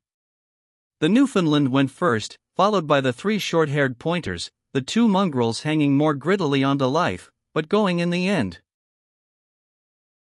By this time all the amenities and gentlenesses of the Southland had fallen away from the 3 people. Shorn of its glamour and romance, Arctic travel became to them a reality too harsh for their manhood and womanhood. Mercedes ceased weeping over the dogs, being too occupied with weeping over herself and with quarreling with her husband and brother. To quarrel was the one thing they were never too weary to do. Their irritability arose out of their misery, increased with it, doubled upon it, outdistanced it. The wonderful patience of the trail which comes to men who toil hard and suffer sore, and remain sweet of speech and kindly, did not come to these 2 men and the woman. They had no inkling of such a patience. They were stiff and in pain, their muscles ached, their bones ached, their very hearts ached, and because of this they became sharp of speech, and hard words were first on their lips in the morning and last at night. Charles and Hal wrangled whenever Mercedes gave them a chance. It was the cherished belief of each that he did more than his share of the work, and neither forbore to speak this belief at every opportunity. Sometimes Mercedes sided with her husband, sometimes with her brother. The result was a beautiful and unending family quarrel. Starting from a dispute as to which should chop a few sticks for the fire, a dispute which concerned only Charles and Hal, presently would be lugged in the rest of the family, fathers, mothers, uncles, cousins, people thousands of miles away, and some of them dead.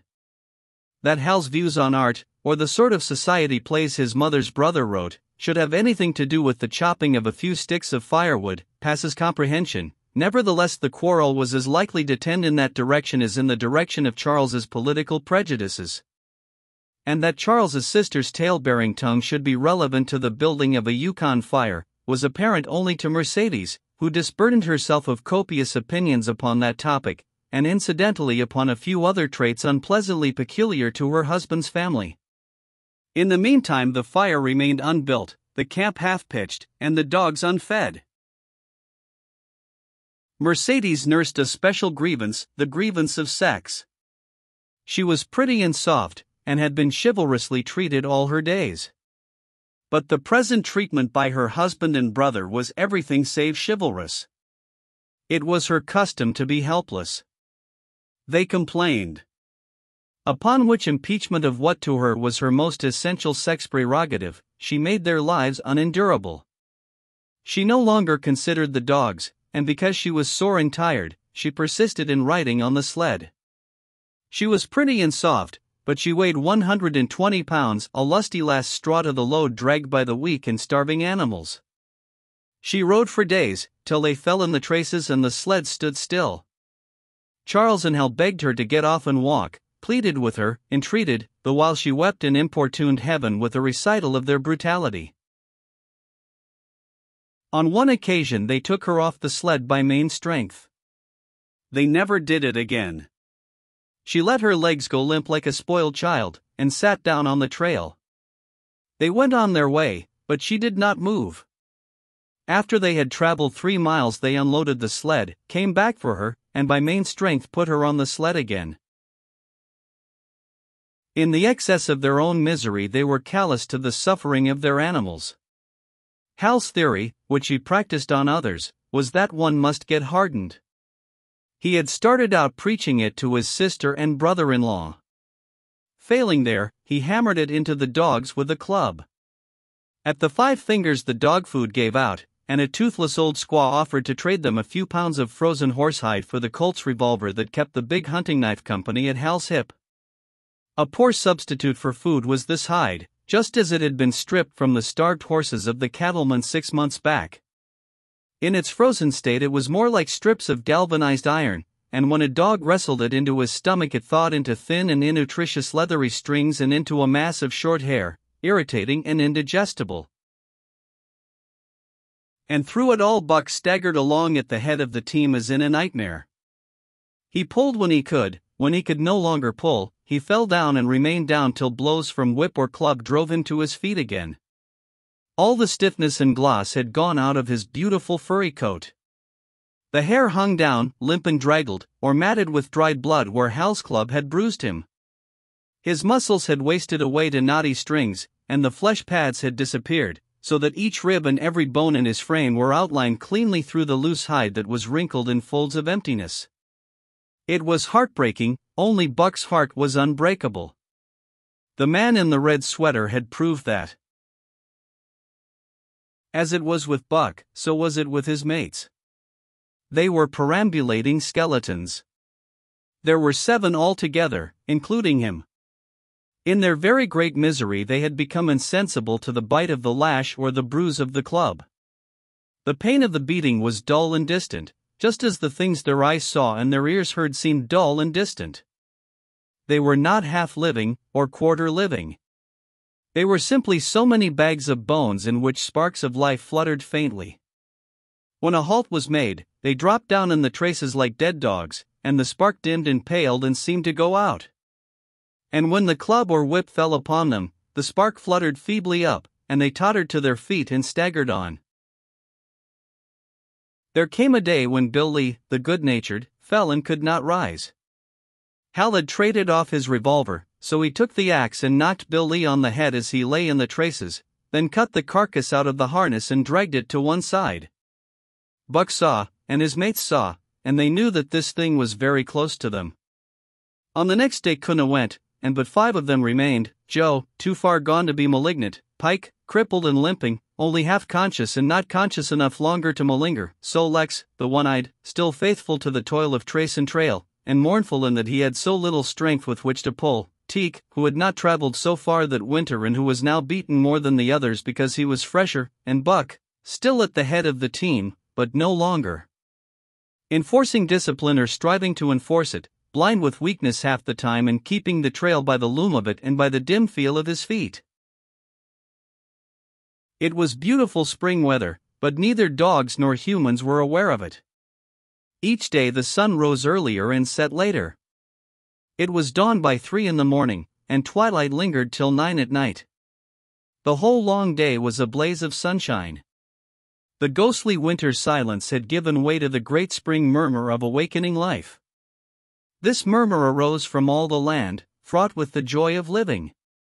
It came from the things that lived and moved again, things which had been as dead and which had not moved during the long months of frost. The sap was rising in the pines.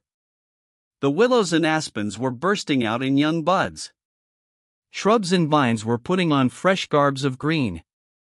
Crickets sang in the nights, and in the days all manner of creeping, crawling things rustled forth into the sun. Partridges and woodpeckers were booming and knocking in the forest. Squirrels were chattering, birds singing, and overhead honked the wildfowl driving up from the south in cunning wedges that split the air. From every hill slope came the trickle of running water, the music of unseen fountains. All things were thawing, bending, snapping. The Yukon was straining to break loose the ice that bound it down. It ate away from beneath, the sun ate from above.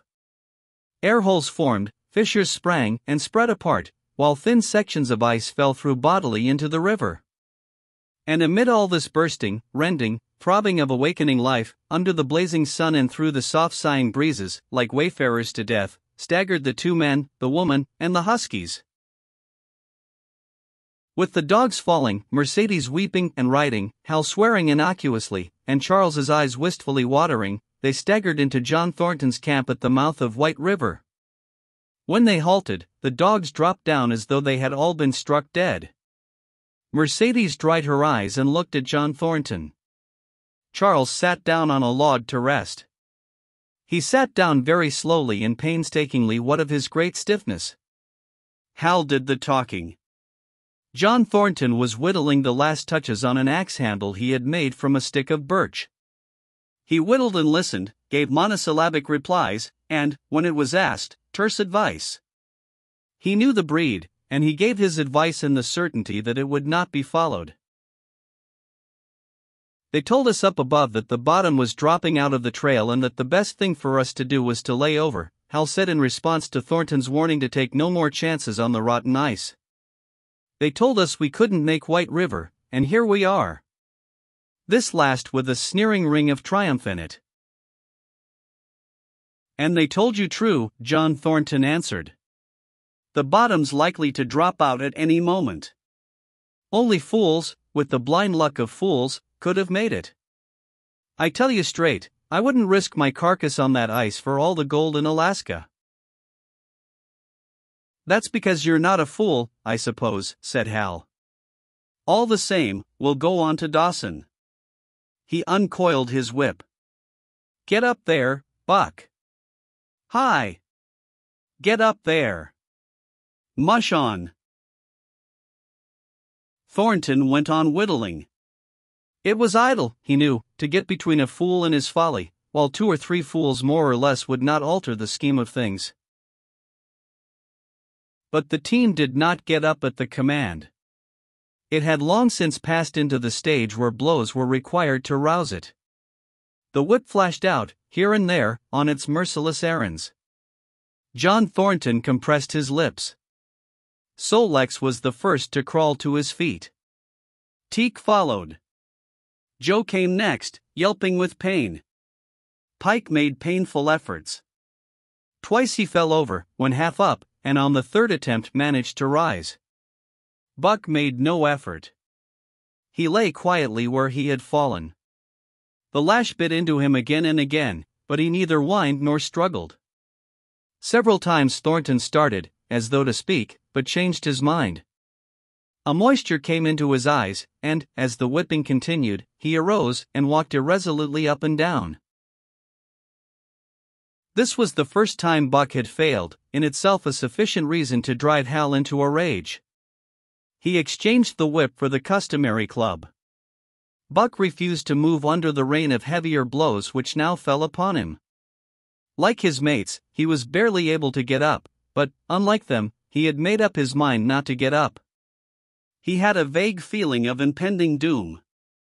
This had been strong upon him when he pulled into the bank, and it had not departed from him. What of the thin and rotten ice he had felt under his feet all day? It seemed that he sensed disaster close at hand, out there ahead on the ice where his master was trying to drive him. He refused to stir. So greatly had he suffered, and so far gone was he, that the blows did not hurt much. And as they continued to fall upon him, the spark of life within flickered and went down.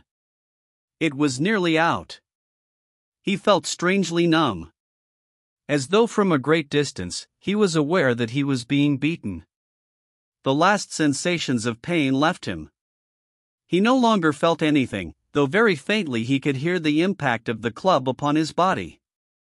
But it was no longer his body, it seemed so far away. And then, suddenly, without warning, uttering a cry that was inarticulate and more like the cry of an animal, John Thornton sprang upon the man who wielded the club. Hal was hurled backward, as though struck by a falling tree. Mercedes screamed. Charles looked on wistfully, wiped his watery eyes, but did not get up because of his stiffness. John Thornton stood over Buck, struggling to control himself, too convulsed with rage to speak. "If you strike that dog again, I'll kill you," he at last managed to say in a choking voice. "It's my dog," Hal replied, wiping the blood from his mouth as he came back. "Get out of my way, or I'll fix you. I'm going to Dawson." Thornton stood between him and Buck, and evinced no intention of getting out of the way. Hal drew his long hunting knife. Mercedes screamed, cried, laughed, and manifested the chaotic abandonment of hysteria. Thornton rapped Hal's knuckles with the axe handle, knocking the knife to the ground. He rapped his knuckles again as he tried to pick it up. Then he stooped, picked it up himself, and with 2 strokes cut Buck's traces. Hal had no fight left in him. Besides, his hands were full with his sister, or his arms, rather, while Buck was too near dead to be of further use in hauling the sled. A few minutes later they pulled out from the bank and down the river. Buck heard them go and raised his head to see. Pike was leading, Sol-Leks was at the wheel, and between were Joe and Teak. They were limping and staggering. Mercedes was riding the loaded sled. Hal guided at the G-pole, and Charles stumbled along in the rear. As Buck watched them, Thornton knelt beside him and with rough, kindly hands searched for broken bones. By the time his search had disclosed nothing more than many bruises and a state of terrible starvation, the sled was a quarter of a mile away. Dog and man watched it crawling along over the ice. Suddenly, they saw its back end drop down, as into a rut, and the G-pole, with Hal clinging to it, jerk into the air. Mercedes's scream came to their ears. They saw Charles turn and make one step to run back, and then a whole section of ice give way and dogs and humans disappear. A yawning hole was all that was to be seen. The bottom had dropped out of the trail. John Thornton and Buck looked at each other. "You poor devil," said John Thornton, and Buck licked his hand. Chapter 6. For the Love of a Man. When John Thornton froze his feet in the previous December, his partners had made him comfortable and left him to get well, going on themselves up the river to get out a raft of saw logs for Dawson. He was still limping slightly at the time he rescued Buck, but with the continued warm weather even the slight limp left him.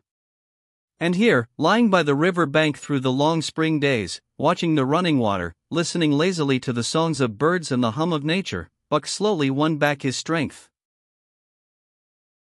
A rest comes very good after one has traveled 3,000 miles, and it must be confessed that Buck waxed lazy as his wounds healed, his muscles swelled out, and the flesh came back to cover his bones. For that matter, they were all loafing, Buck, John Thornton, and Skeet and Nig, waiting for the raft to come that was to carry them down to Dawson.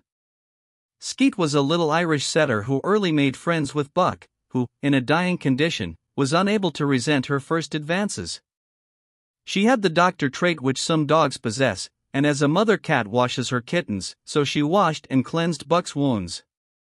Regularly, each morning after he had finished his breakfast, she performed her self-appointed task, till he came to look for her ministrations as much as he did for Thornton's. Nig, equally friendly though less demonstrative, was a huge black dog, half bloodhound and half deerhound, with eyes that laughed and a boundless good nature. To Buck's surprise, these dogs manifested no jealousy toward him. They seemed to share the kindliness and largeness of John Thornton. As Buck grew stronger, they enticed him into all sorts of ridiculous games, in which Thornton himself could not forbear to join, and in this fashion Buck romped through his convalescence and into a new existence. Love, genuine passionate love, was his for the first time. This he had never experienced at Judge Miller's down in the sun-kissed Santa Clara Valley. With the judge's sons, hunting and tramping, it had been a working partnership, with the judge's grandsons, a sort of pompous guardianship, and with the judge himself, a stately and dignified friendship. But love that was feverish and burning, that was adoration, that was madness, it had taken John Thornton to arouse. This man had saved his life, which was something, but, further, he was the ideal master. Other men saw to the welfare of their dogs from a sense of duty and business expediency, he saw to the welfare of his as if they were his own children, because he could not help it. And he saw further. He never forgot a kindly greeting or a cheering word, and to sit down for a long talk with them, gas he called it, was as much his delight as theirs. He had a way of taking Buck's head roughly between his hands, and resting his own head upon Buck's, of shaking him back and forth, the while calling him ill names that to Buck were love names. Buck knew no greater joy than that rough embrace and the sound of murmured oaths, and at each jerk back and forth it seemed that his heart would be shaken out of his body, so great was its ecstasy. And when, released, he sprang to his feet, his mouth laughing, his eyes eloquent, his throat vibrant with unuttered sound, and in that fashion remained without movement, John Thornton would reverently exclaim, "God! You can all but speak." Buck had a trick of love expression that was akin to hurt. He would often seize Thornton's hand in his mouth and close so fiercely that the flesh bore the impress of his teeth for some time afterward. And as Buck understood the oaths to be love words, so the man understood this feigned bite for a caress. For the most part, however, Buck's love was expressed in adoration. While he went wild with happiness when Thornton touched him or spoke to him, he did not seek these tokens. Unlike Skeet, who was wont to shove her nose under Thornton's hand and nudge till petted, or Nig, who would stalk up and rest his great head on Thornton's knee, Buck was content to adore at a distance. He would lie by the hour, eager, alert, at Thornton's feet, looking up into his face, dwelling upon it, studying it, following with keenest interest each fleeting expression, every movement or change of feature.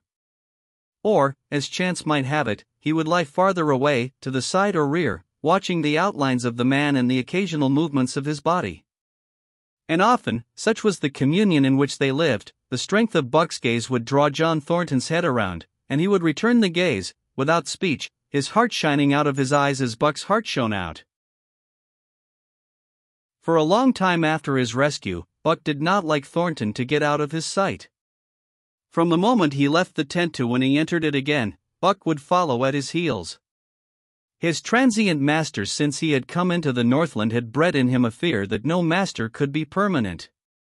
He was afraid that Thornton would pass out of his life as Perrault and Francois and the Scotch half-breed had passed out.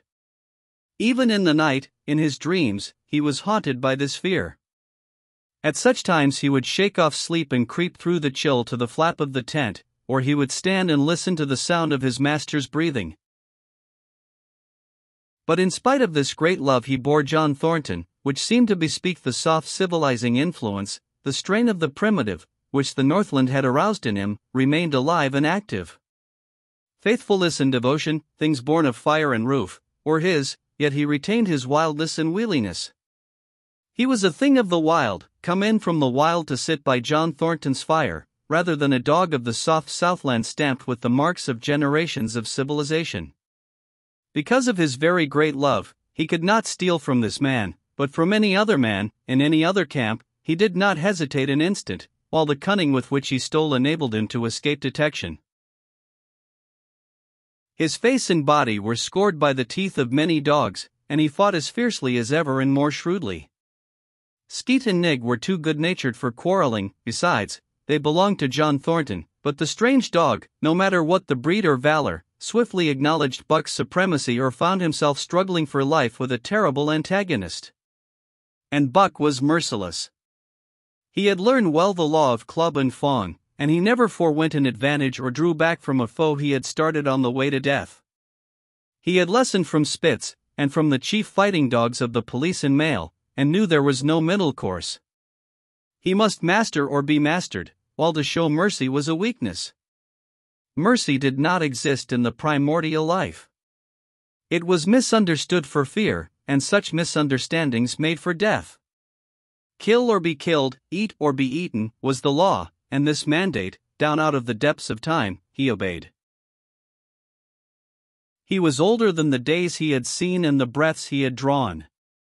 He linked the past with the present, and the eternity behind him throbbed through him in a mighty rhythm to which he swayed as the tides and seasons swayed. He sat by John Thornton's fire, a broad-breasted dog, white-fanged and long-furred, but behind him were the shades of all manner of dogs, half-wolves and wild wolves, urgent and prompting, tasting the savor of the meat he ate, thirsting for the water he drank, scenting the wind with him, listening with him and telling him the sounds made by the wild life in the forest, dictating his moods, directing his actions, lying down to sleep with him when he lay down, and dreaming with him and beyond him, and becoming themselves the stuff of his dreams. So peremptorily did these shades beckon him, that each day mankind and the claims of mankind slipped farther from him. Deep in the forest a call was sounding, and as often as he heard this call, mysteriously thrilling and luring, he felt compelled to turn his back upon the fire and the beaten earth around it, and to plunge into the forest, and on, he knew not where or why, nor did he wonder where or why, the call sounding imperiously, deep in the forest. But as often as he gained the soft unbroken earth and the green shade, the love for John Thornton drew him back to the fire again. Thornton alone held him. The rest of mankind was as nothing. Chance travelers might praise or pet him, but he was cold under it all, and from a too demonstrative man he would get up and walk away. When Thornton's partners, Hans and Pete, arrived on the long-expected raft, Buck refused to notice them till he learned they were close to Thornton. After that he tolerated them in a passive sort of way, accepting favors from them as though he favored them by accepting. They were of the same large type as Thornton, living close to the earth, thinking simply and seeing clearly, and ere they swung the raft into the big eddy by the sawmill at Dawson, they understood Buck and his ways, and did not insist upon an intimacy such as obtained with Skeet and Nig. For Thornton, however, his love seemed to grow and grow.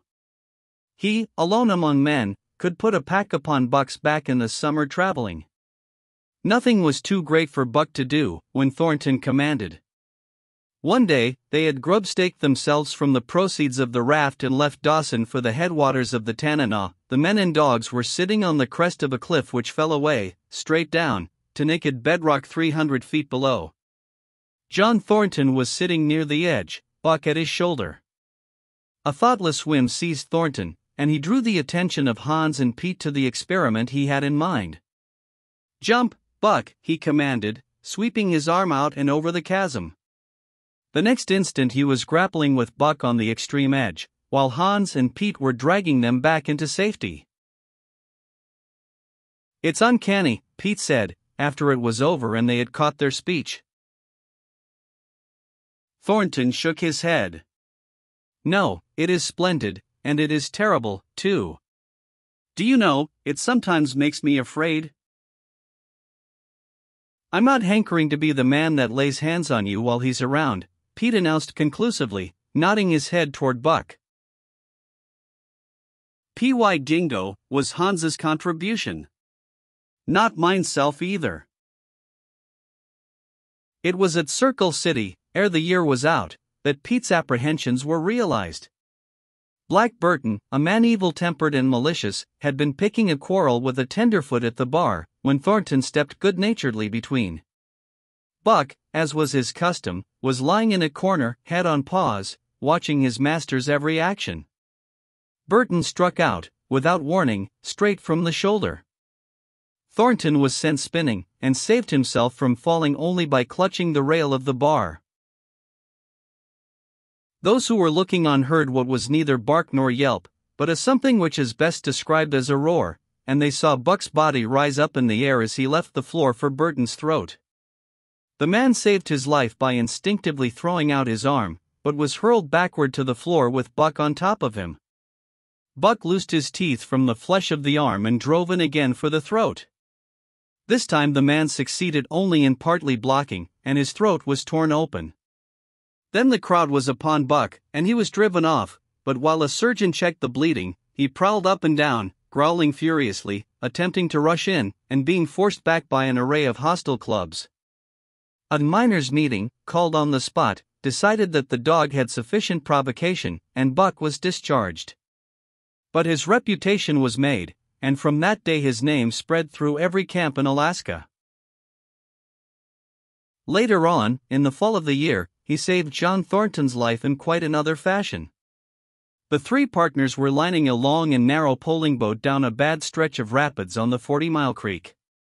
Hans and Pete moved along the bank, snubbing with a thin manila rope from tree to tree, while Thornton remained in the boat, helping its descent by means of a pole, and shouting directions to the shore. Buck, on the bank, worried and anxious, kept abreast of the boat, his eyes never off his master. At a particularly bad spot, where a ledge of barely submerged rocks jutted out into the river, Hans cast off the rope, and, while Thornton pulled the boat out into the stream, ran down the bank with the end in his hand to snub the boat when it had cleared the ledge. This it did, and was flying downstream in a current as swift as a mill race, when Hans checked it with the rope and checked too suddenly. The boat flirted over and snubbed in to the bank bottom up, while Thornton, flung sheer out of it, was carried downstream toward the worst part of the rapids, a stretch of wild water in which no swimmer could live. Buck had sprung in on the instant, and at the end of 300 yards, amid a mad swirl of water, he overhauled Thornton. When he felt him grasp his tail, Buck headed for the bank, swimming with all his splendid strength. But the progress shoreward was slow, the progress downstream amazingly rapid. From below came the fatal roaring where the wild current went wilder and was rent in shreds and spray by the rocks which thrust through like the teeth of an enormous comb. The suck of the water as it took the beginning of the last steep pitch was frightful, and Thornton knew that the shore was impossible. He scraped furiously over a rock, bruised across a second, and struck a third with crushing force.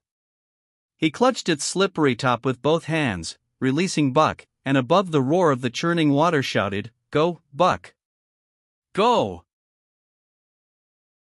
Buck could not hold his own, and swept on downstream, struggling desperately, but unable to win back. When he heard Thornton's command repeated, he partly reared out of the water, throwing his head high, as though for a last look, then turned obediently toward the bank. He swam powerfully and was dragged ashore by Pete and Hans at the very point where swimming ceased to be possible and destruction began. They knew that the time a man could cling to a slippery rock in the face of that driving current was a matter of minutes, and they ran as fast as they could up the bank to a point far above where Thornton was hanging on. They attached the line with which they had been snubbing the boat to Buck's neck and shoulders, being careful that it should neither strangle him nor impede his swimming, and launched him into the stream. He struck out boldly, but not straight enough into the stream.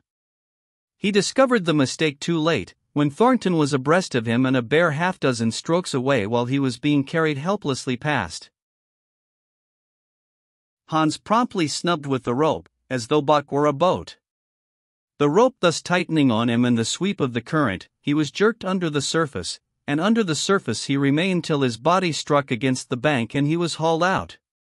He was half drowned, and Hans and Pete threw themselves upon him, pounding the breath into him and the water out of him.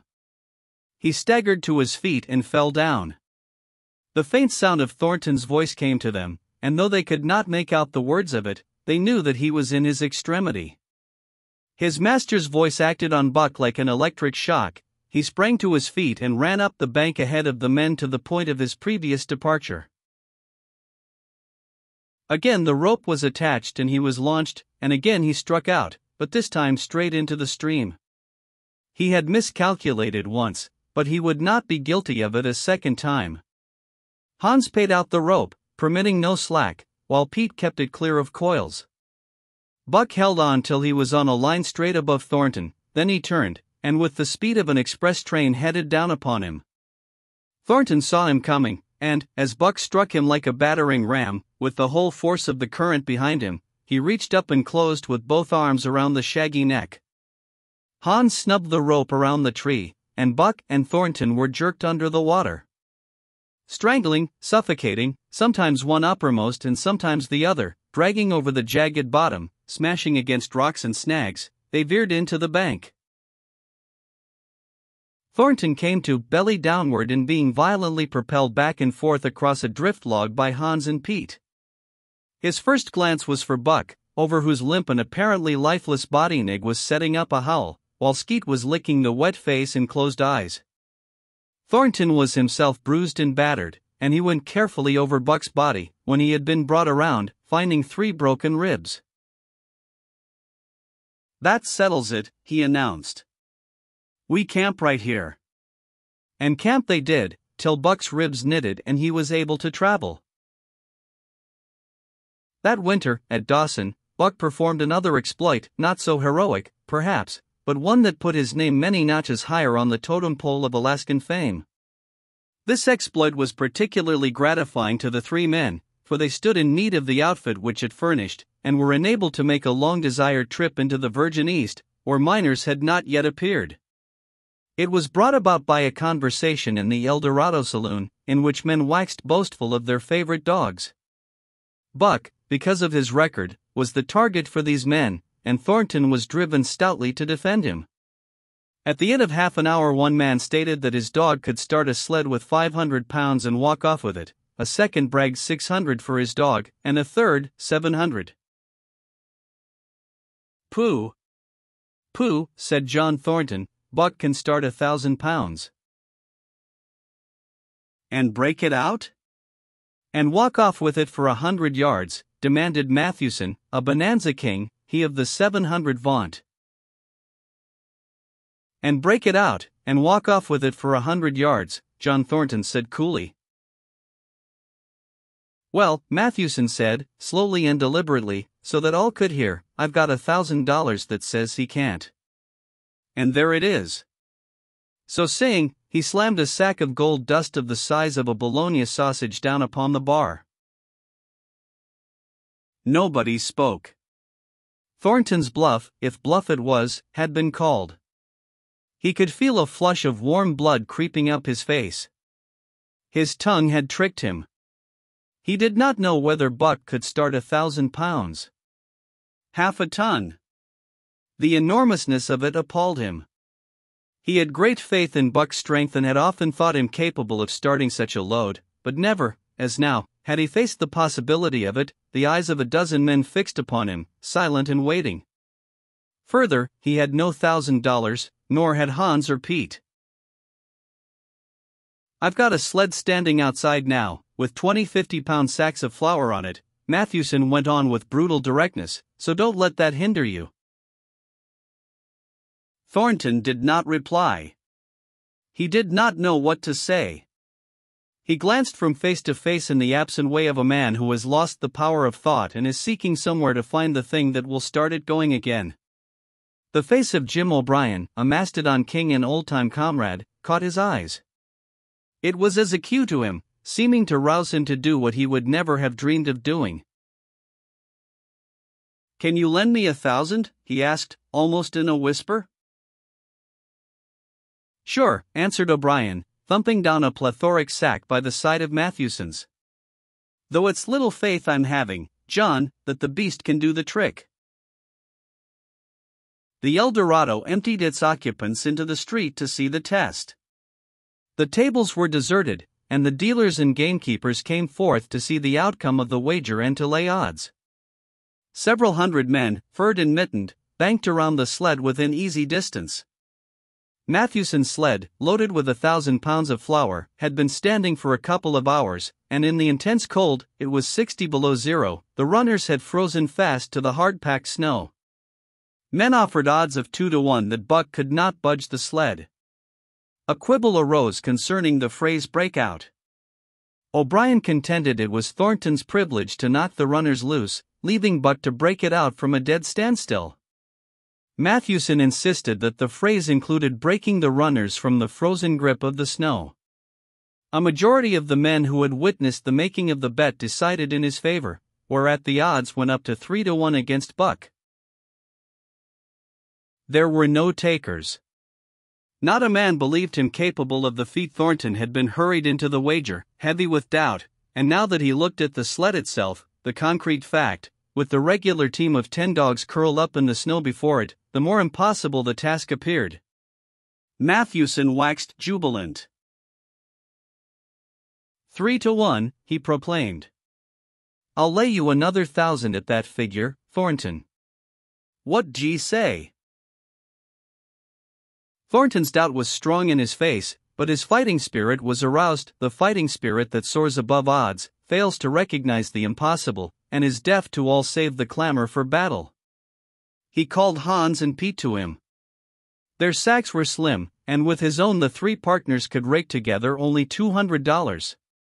In the ebb of their fortunes, this sum was their total capital, yet they laid it unhesitatingly against Matthewson's 600. The team of 10 dogs was unhitched, and Buck, with his own harness, was put into the sled. He had caught the contagion of the excitement, and he felt that in some way he must do a great thing for John Thornton. Murmurs of admiration at his splendid appearance went up. He was in perfect condition, without an ounce of superfluous flesh, and the 150 pounds that he weighed were so many pounds of grit and virility. His furry coat shone with the sheen of silk. Down the neck and across the shoulders, his mane, in repose as it was, half bristled, and seemed to lift with every movement, as though excess of vigor made each particular hair alive and active. The great breast and heavy forelegs were no more than in proportion with the rest of the body, where the muscles showed in tight rolls underneath the skin. Men felt these muscles and proclaimed them hard as iron, and the odds went down to 2-1. "Gad, sir." "Gad, sir," stuttered a member of the latest dynasty, a king of the skookum benches. "I offer you 800 for him, sir, before the test, sir, 800 just as he stands." Thornton shook his head and stepped to Buck's side. "You must stand off from him," Matthewson protested. "Free play and plenty of room."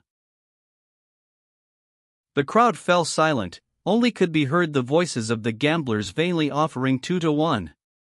Everybody acknowledged Buck a magnificent animal, but 20 50-pound sacks of flour bulked too large in their eyes for them to loosen their pouch strings. Thornton knelt down by Buck's side. He took his head in his two hands and rested cheek on cheek. He did not playfully shake him, as was his wont, or murmur soft love curses, but he whispered in his ear. "As you love me, Buck." "As you love me," was what he whispered. Buck whined with suppressed eagerness. The crowd was watching curiously. The affair was growing mysterious. It seemed like a conjuration. As Thornton got to his feet, Buck seized his mittened hand between his jaws, pressing in with his teeth and releasing slowly, half reluctantly. It was the answer, in terms, not of speech, but of love. Thornton stepped well back. "Now, Buck," he said. Buck tightened the traces, then slacked them for a matter of several inches. It was the way he had learned. Gee! Thornton's voice rang out, sharp in the tense silence. Buck swung to the right, ending the movement in a plunge that took up the slack and with a sudden jerk arrested his 150 pounds. The load quivered, and from under the runners arose a crisp crackling. "Ha!" Thornton commanded. Buck duplicated the maneuver, this time to the left. The crackling turned into a snapping, the sled pivoting and the runners slipping and grating several inches to the side. The sled was broken out. Men were holding their breaths, intensely unconscious of the fact. "Now, mush!" Thornton's command cracked out like a pistol shot. Buck threw himself forward, tightening the traces with a jarring lunge. His whole body was gathered compactly together in the tremendous effort, the muscles writhing and knotting like live things under the silky fur. His great chest was low to the ground, his head forward and down, while his feet were flying like mad, the claws scarring the hard-packed snow in parallel grooves. The sled swayed and trembled, half started forward. One of his feet slipped, and one man groaned aloud. Then the sled lurched ahead in what appeared a rapid succession of jerks, though it never really came to a dead stop again, half an inch, 2 inches. The jerks perceptibly diminished, as the sled gained momentum, he caught them up, till it was moving steadily along. Men gasped and began to breathe again, unaware that for a moment they had ceased to breathe. Thornton was running behind, encouraging Buck with short, cheery words. The distance had been measured off, and as he neared the pile of firewood which marked the end of the 100 yards, a cheer began to grow and grow, which burst into a roar as he passed the firewood and halted at command. Every man was tearing himself loose, even Matthewson. Hats and mittens were flying in the air. Men were shaking hands, it did not matter with whom, and bubbling over in a general incoherent babble. But Thornton fell on his knees beside Buck. Head was against head, and he was shaking him back and forth. Those who hurried up heard him cursing Buck, and he cursed him long and fervently, and softly, and lovingly. "Gad, sir! Gad, sir," spluttered the Skookum Bench King. "I'll give you 1,000 for him, sir, 1,000, sir, 1,200, sir." Thornton rose to his feet. His eyes were wet. The tears were streaming frankly down his cheeks. "Sir," he said to the Skookum Bench King, "no, sir. You can go to hell, sir. It's the best I can do for you, sir."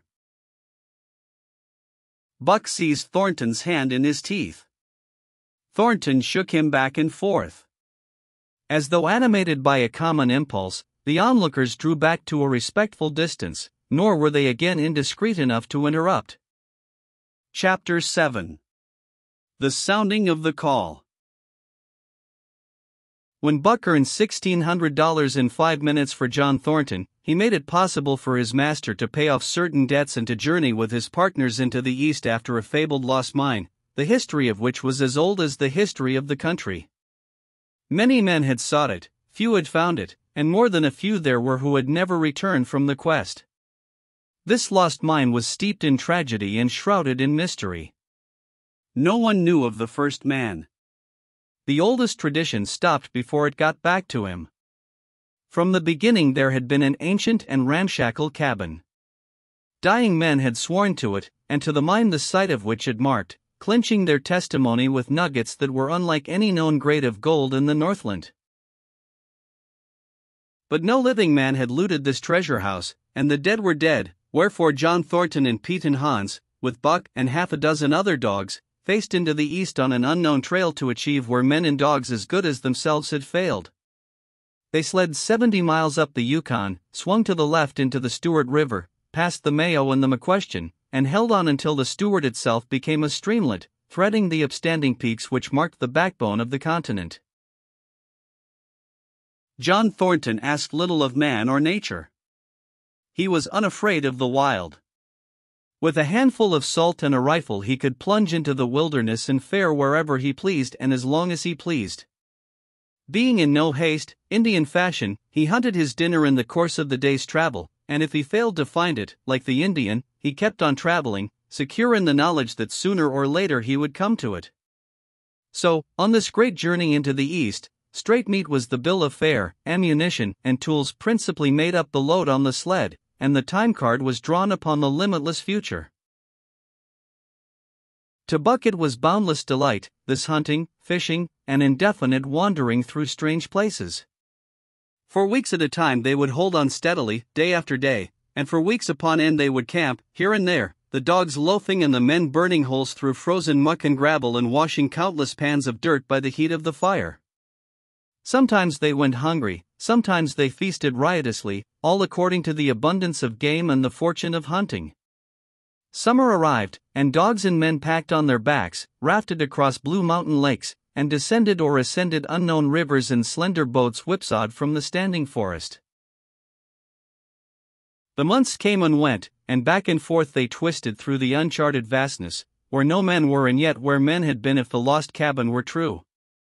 They went across divides in summer blizzards, shivered under the midnight sun on naked mountains between the timberline and the eternal snows, dropped into summer valleys amid swarming gnats and flies, and in the shadows of glaciers picked strawberries and flowers as ripe and fair as any the Southland could boast. In the fall of the year they penetrated a weird lake country, sad and silent, where wildfowl had been, but where then there was no life nor sign of life, only the blowing of chill winds, the forming of ice in sheltered places, and the melancholy rippling of waves on lonely beaches. And through another winter they wandered on the obliterated trails of men who had gone before. Once, they came upon a path blazed through the forest, an ancient path, and the lost cabin seemed very near. But the path began nowhere and ended nowhere, and it remained mystery, as the man who made it and the reason he made it remained mystery. Another time they chanced upon the time-graven wreckage of a hunting lodge, and amid the shreds of rotted blankets John Thornton found a long-barreled flintlock. He knew it for a Hudson Bay Company gun of the young days in the Northwest, when such a gun was worth its height in beaver skins packed flat, and that was all, no hint as to the man who in an early day had reared the lodge and left the gun among the blankets. Spring came on once more, and at the end of all their wandering they found, not the lost cabin, but a shallow placer in a broad valley where the gold showed like yellow butter across the bottom of the washing pan. They sought no farther. Each day they worked to earn them thousands of dollars in clean dust and nuggets, and they worked every day.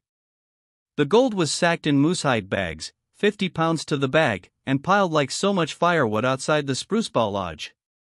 Like giants they toiled, days flashing on the heels of days like dreams as they heaped the treasure up. There was nothing for the dogs to do, save the hauling in of meat now and again that Thornton killed, and Buck spent long hours musing by the fire. The vision of the short-legged hairy man came to him more frequently, now that there was little work to be done, and often, blinking by the fire, Buck wandered with him in that other world which he remembered.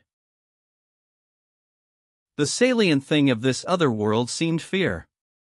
When he watched the hairy man sleeping by the fire, head between his knees and hands clasped above, Buck saw that he slept restlessly, with many starts and awakenings, at which times he would peer fearfully into the darkness and fling more wood upon the fire.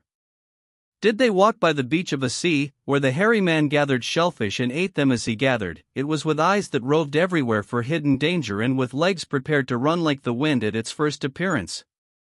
Through the forest they crept noiselessly, Buck at the hairy man's heels, and they were alert and vigilant, the pair of them, ears twitching and moving and nostrils quivering, for the man heard and smelled as keenly as Buck.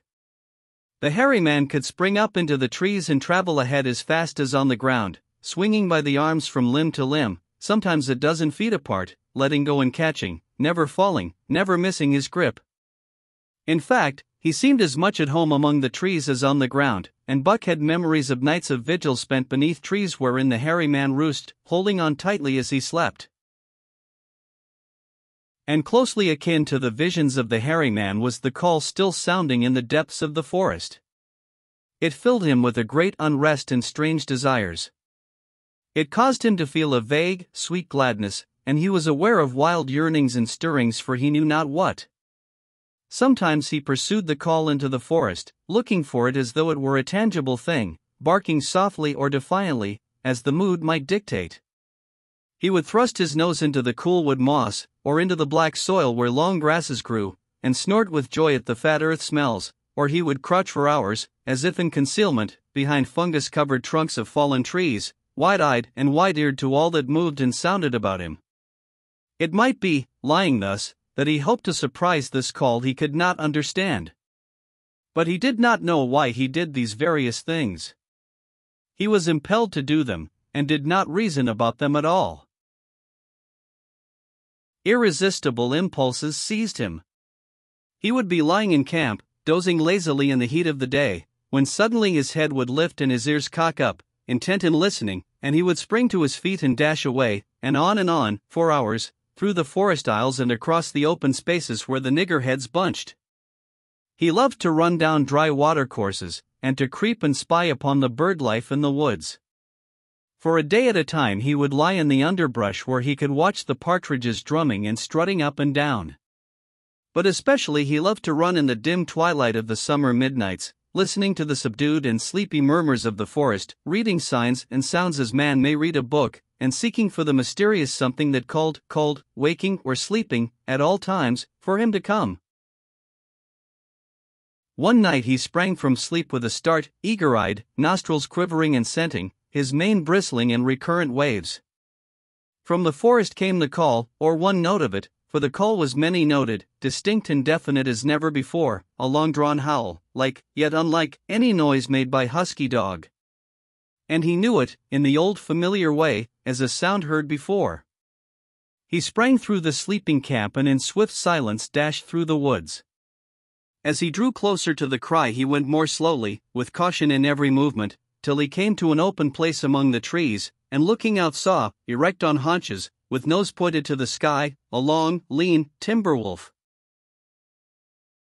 He had made no noise, yet it ceased from its howling and tried to sense his presence. Buck stalked into the open, half-crouching, body gathered compactly together, tail straight and stiff, feet falling with unwonted care. Every movement advertised commingled threatening and overture of friendliness. It was the menacing truce that marks the meeting of wild beasts that prey. But the wolf fled at sight of him. He followed, with wild leapings, in a frenzy to overtake. He ran him into a blind channel, in the bed of the creek where a timber jam barred the way.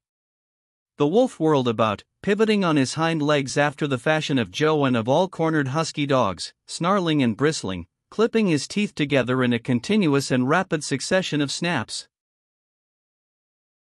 Buck did not attack, but circled him about and hedged him in with friendly advances. The wolf was suspicious and afraid, for Buck made 3 of him in weight, while his head barely reached Buck's shoulder. Watching his chance, he darted away, and the chase was resumed. Time and again he was cornered, and the thing repeated, though he was in poor condition, or Buck could not so easily have overtaken him. He would run till Buck's head was even with his flank, when he would whirl around at bay, only to dash away again at the first opportunity. But in the end Buck's pertinacity was rewarded, for the wolf, finding that no harm was intended, finally sniffed noses with him. Then they became friendly, and played about in the nervous, half-coy way with which fierce beasts belie their fierceness. After some time of this the wolf started off at an easy lope in a manner that plainly showed he was going somewhere. He made it clear to Buck that he was to come, and they ran side by side through the somber twilight, straight up the creek bed, into the gorge from which it issued, and across the bleak divide where it took its rise. On the opposite slope of the watershed they came down into a level country where were great stretches of forest and many streams, and through these great stretches they ran steadily, hour after hour, the sun rising higher and the day growing warmer. Buck was wildly glad. He knew he was at last answering the call, running by the side of his wood brother toward the place from where the call surely came. Old memories were coming upon him fast, and he was stirring to them as of old he stirred to the realities of which they were the shadows.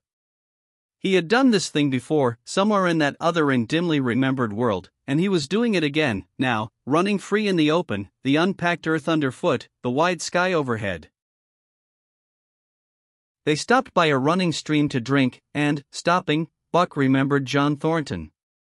He sat down. The wolf started on toward the place from where the call surely came, then returned to him, sniffing noses and making actions as though to encourage him. But Buck turned about and started slowly on the back track.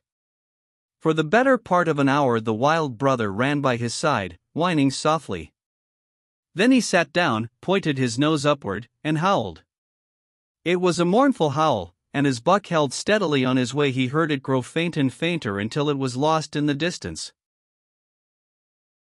John Thornton was eating dinner when Buck dashed into camp and sprang upon him in a frenzy of affection, overturning him, scrambling upon him, licking his face, biting his hand, playing the general tomfool, as John Thornton characterized it, the while he shook Buck back and forth and cursed him lovingly. For 2 days and nights Buck never left camp, never let Thornton out of his sight. He followed him about at his work, watched him while he ate, saw him into his blankets at night and out of them in the morning. But after 2 days the call in the forest began to sound more imperiously than ever. Buck's restlessness came back on him, and he was haunted by recollections of the wild brother, and of the smiling land beyond the divide and the run side by side through the wide forest stretches. Once again he took to wandering in the woods, but the wild brother came no more, and though he listened through long vigils, the mournful howl was never raised. He began to sleep out at night, staying away from camp for days at a time, and once he crossed the divide at the head of the creek and went down into the land of timber and streams. There he wandered for a week, seeking vainly for fresh sign of the wild brother, killing his meat as he traveled and traveling with the long, easy lope that seems never to tire.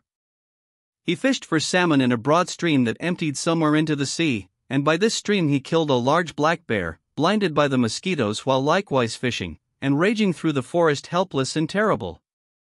Even so, it was a hard fight, and it aroused the last latent remnants of Buck's ferocity.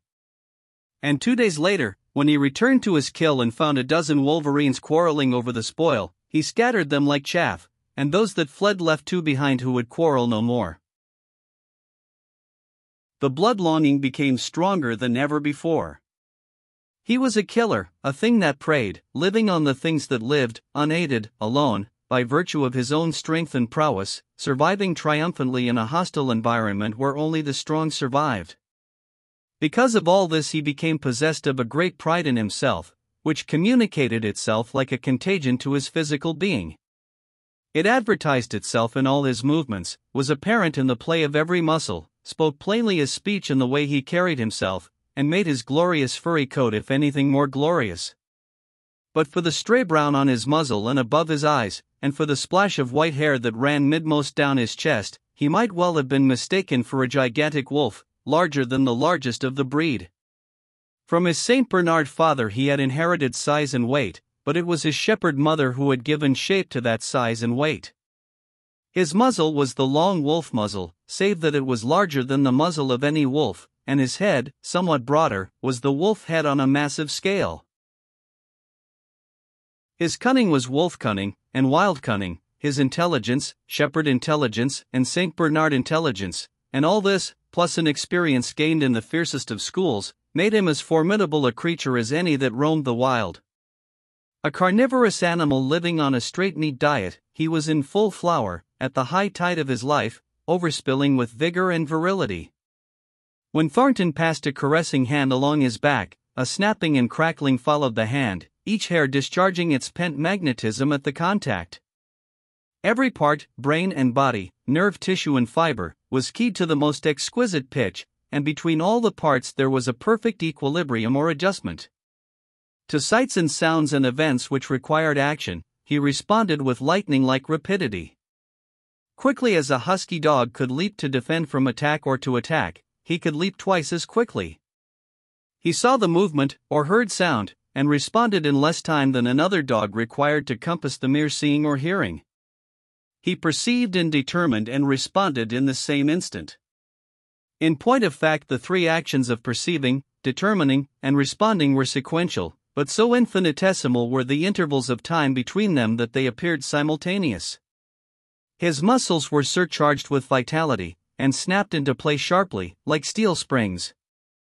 Life streamed through him in splendid flood, glad and rampant, until it seemed that it would burst him asunder in sheer ecstasy and pour forth generously over the world. "Never was there such a dog," said John Thornton one day, as the partners watched Buck marching out of camp. "When he was made, the mold was broke," said Pete. "Py jingo. It ain't so mineself," Hans affirmed. They saw him marching out of camp, but they did not see the instant and terrible transformation which took place as soon as he was within the secrecy of the forest. He no longer marched. At once he became a thing of the wild, stealing along softly, cat-footed, a passing shadow that appeared and disappeared among the shadows. He knew how to take advantage of every cover, to crawl on his belly like a snake, and like a snake to leap and strike. He could take a ptarmigan from its nest, kill a rabbit as it slept, and snap in mid-air the little chipmunks fleeing a second too late for the trees. Fish, in open pools, were not too quick for him, nor were beaver, mending their dams, too wary. He killed to eat, not from wantonness, but he preferred to eat what he killed himself. So a lurking humor ran through his deeds, and it was his delight to steal upon the squirrels, and, when he all but had them, to let them go, chattering in mortal fear to the treetops. As the fall of the year came on, the moose appeared in greater abundance, moving slowly down to meet the winter in the lower and less rigorous valleys. Buck had already dragged down a stray part-grown calf, but he wished strongly for larger and more formidable quarry, and he came upon it one day on the divide at the head of the creek. A band of 20 moose had crossed over from the land of streams and timber, and chief among them was a great bull. He was in a savage temper, and, standing over 6 feet from the ground, was as formidable an antagonist as even Buck could desire. Back and forth the bull tossed his great palmate antlers, branching to 14 points and embracing 7 feet within the tips. His small eyes burned with a vicious and bitter light, while he roared with fury at sight of Buck. From the bull's side, just forward of the flank, protruded a feathered arrow end, which accounted for his savageness. Guided by that instinct which came from the old hunting days of the primordial world, Buck proceeded to cut the bull out from the herd. It was no slight task. He would bark and dance about in front of the bull, just out of reach of the great antlers and of the terrible splay hoofs which could have stamped his life out with a single blow. Unable to turn his back on the fanged danger and go on, the bull would be driven into paroxysms of rage. At such moments he charged Buck, who retreated craftily, luring him on by a simulated inability to escape. But when he was thus separated from his fellows, 2 or 3 of the younger bulls would charge back upon Buck and enable the wounded bull to rejoin the herd.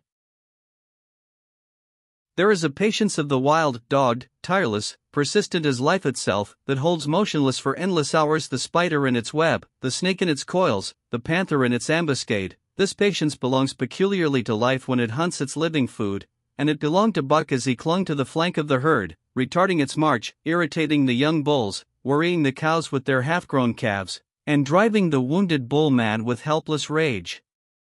For half a day this continued.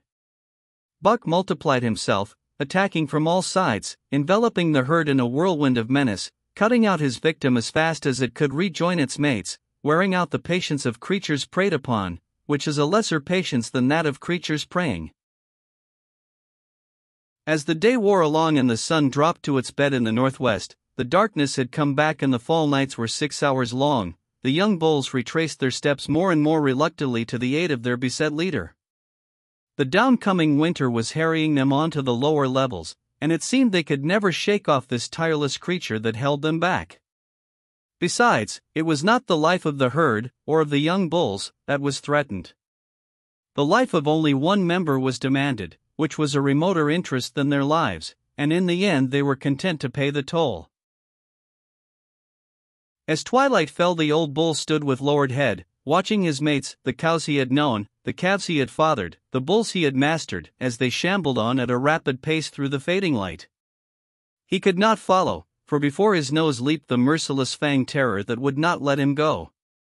300 weight more than half a ton he weighed. He had lived a long, strong life, full of fight and struggle, and at the end he faced death at the teeth of a creature whose head did not reach beyond his great-knuckled knees.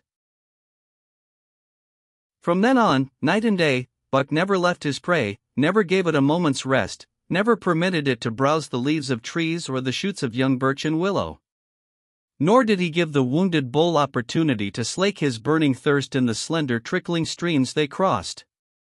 Often, in desperation, he burst into long stretches of flight. At such times Buck did not attempt to stay him, but loped easily at his heels, satisfied with the way the game was played, lying down when the moose stood still, attacking him fiercely when he strove to eat or drink. The great head drooped more and more under its tree of horns, and the shambling trot grew weak and weaker. He took to standing for long periods, with nose to the ground and dejected ears dropped limply, and Buck found more time in which to get water for himself and in which to rest. At such moments, panting with red lolling tongue and with eyes fixed upon the big bull, it appeared to Buck that a change was coming over the face of things. He could feel a new stir in the land. As the moose were coming into the land, other kinds of life were coming in. Forest and stream and air seemed palpitant with their presence. The news of it was borne in upon him, not by sight, or sound, or smell, but by some other and subtler sense. He heard nothing, saw nothing, yet knew that the land was somehow different, that through it strange things were afoot and ranging, and he resolved to investigate after he had finished the business in hand. At last, at the end of the 4th day, he pulled the great moose down. For a day and a night he remained by the kill, eating and sleeping, turn and turn about. Then, rested, refreshed and strong, he turned his face toward camp and John Thornton. He broke into the long easy lope, and went on, hour after hour, never at loss for the tangled way, heading straight home through strange country with a certitude of direction that put man and his magnetic needle to shame. As he held on he became more and more conscious of the new stir in the land. There was life abroad in it different from the life which had been there throughout the summer. No longer was this fact borne in upon him in some subtle, mysterious way. The birds talked of it, the squirrels chattered about it, the very breeze whispered of it. Several times he stopped and drew in the fresh morning air in great sniffs, reading a message which made him leap on with greater speed. He was oppressed with a sense of calamity happening, if it were not calamity already happened, and as he crossed the last watershed and dropped down into the valley toward camp, he proceeded with greater caution. 3 miles away he came upon a fresh trail that sent his neck hair rippling and bristling. It led straight toward camp and John Thornton. Buck hurried on, swiftly and stealthily, every nerve straining and tense, alert to the multitudinous details which told a story, all but the end. His nose gave him a varying description of the passage of the life on the heels of which he was traveling. He remarked the pregnant silence of the forest. The bird life had flitted. The squirrels were in hiding. One only he saw, a sleek gray fellow, flattened against a gray dead limb so that he seemed a part of it, a woody excrescence upon the wood itself. As Buck slid along with the obscureness of a gliding shadow, his nose was jerked suddenly to the side as though a positive force had gripped and pulled it. He followed the new scent into a thicket and found Nigeria. He was lying on his side, dead where he had dragged himself, an arrow protruding, head in feathers, from either side of his body. 100 yards farther on, Buck came upon one of the sled dogs Thornton had bought in Dawson. This dog was thrashing about in a death struggle, directly on the trail, and Buck passed around him without stopping. From the camp came the faint sound of many voices, rising and falling in a sing-song chant. Bellying forward to the edge of the clearing, he found Hans, lying on his face, feathered with arrows like a porcupine. At the same instant Buck peered out where the spruce bough lodge had been and saw what made his hair leap straight up on his neck and shoulders. A gust of overpowering rage swept over him. He did not know that he growled, but he growled aloud with a terrible ferocity. For the last time in his life he allowed passion to usurp cunning and reason, and it was because of his great love for John Thornton that he lost his head. The Yeehats were dancing about the wreckage of the spruce bough lodge when they heard a fearful roaring and saw rushing upon them an animal the like of which they had never seen before.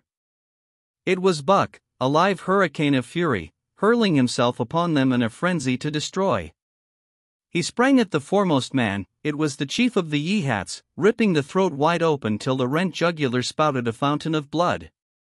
He did not pause to worry the victim, but ripped in passing, with the next bound tearing wide the throat of a second man. There was no withstanding him. He plunged about in their very midst, tearing, rending, destroying, in constant and terrific motion which defied the arrows they discharged at him. In fact, so inconceivably rapid were his movements, and so closely were the Indians tangled together, that they shot one another with the arrows, and one young hunter, hurling a speared buck in mid-air, drove it through the chest of another hunter with such force that the point broke through the skin of the back and stood out beyond. Then a panic seized the Yehats, and they fled in terror to the woods, proclaiming as they fled the advent of the evil spirit. And truly Buck was the fiend incarnate, raging at their heels and dragging them down like deer as they raced through the trees. It was a fateful day for the Yehats.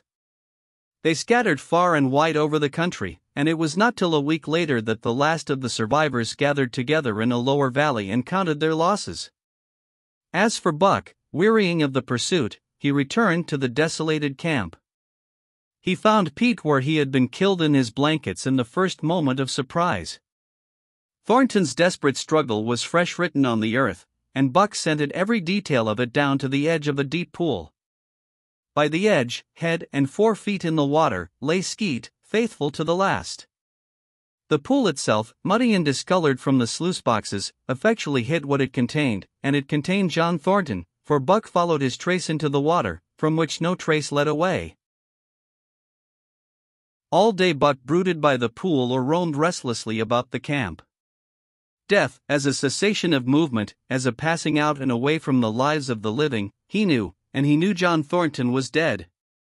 It left a great void in him, somewhat akin to hunger, but a void which ached, and which food could not fill. At times, when he paused to contemplate the carcasses of the Yehats, he forgot the pain of it, and at such times he was aware of a great pride in himself, a pride greater than any he had yet experienced. He had killed man, the noblest game of all, and he had killed in the face of the law of club and thong. He sniffed the bodies curiously. They had died so easily. It was harder to kill a husky dog than them. They were no match at all, were it not for their arrows and spears and clubs. Thenceforward he would be unafraid of them except when they bore in their hands their arrows, spears, and clubs. Night came on, and a full moon rose high over the trees into the sky, lighting the land till it lay bathed in ghostly day.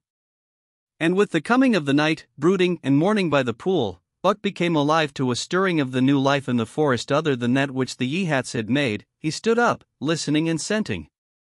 From far away drifted a faint, sharp yelp, followed by a chorus of similar sharp yelps. As the moments passed, the yelps grew closer and louder.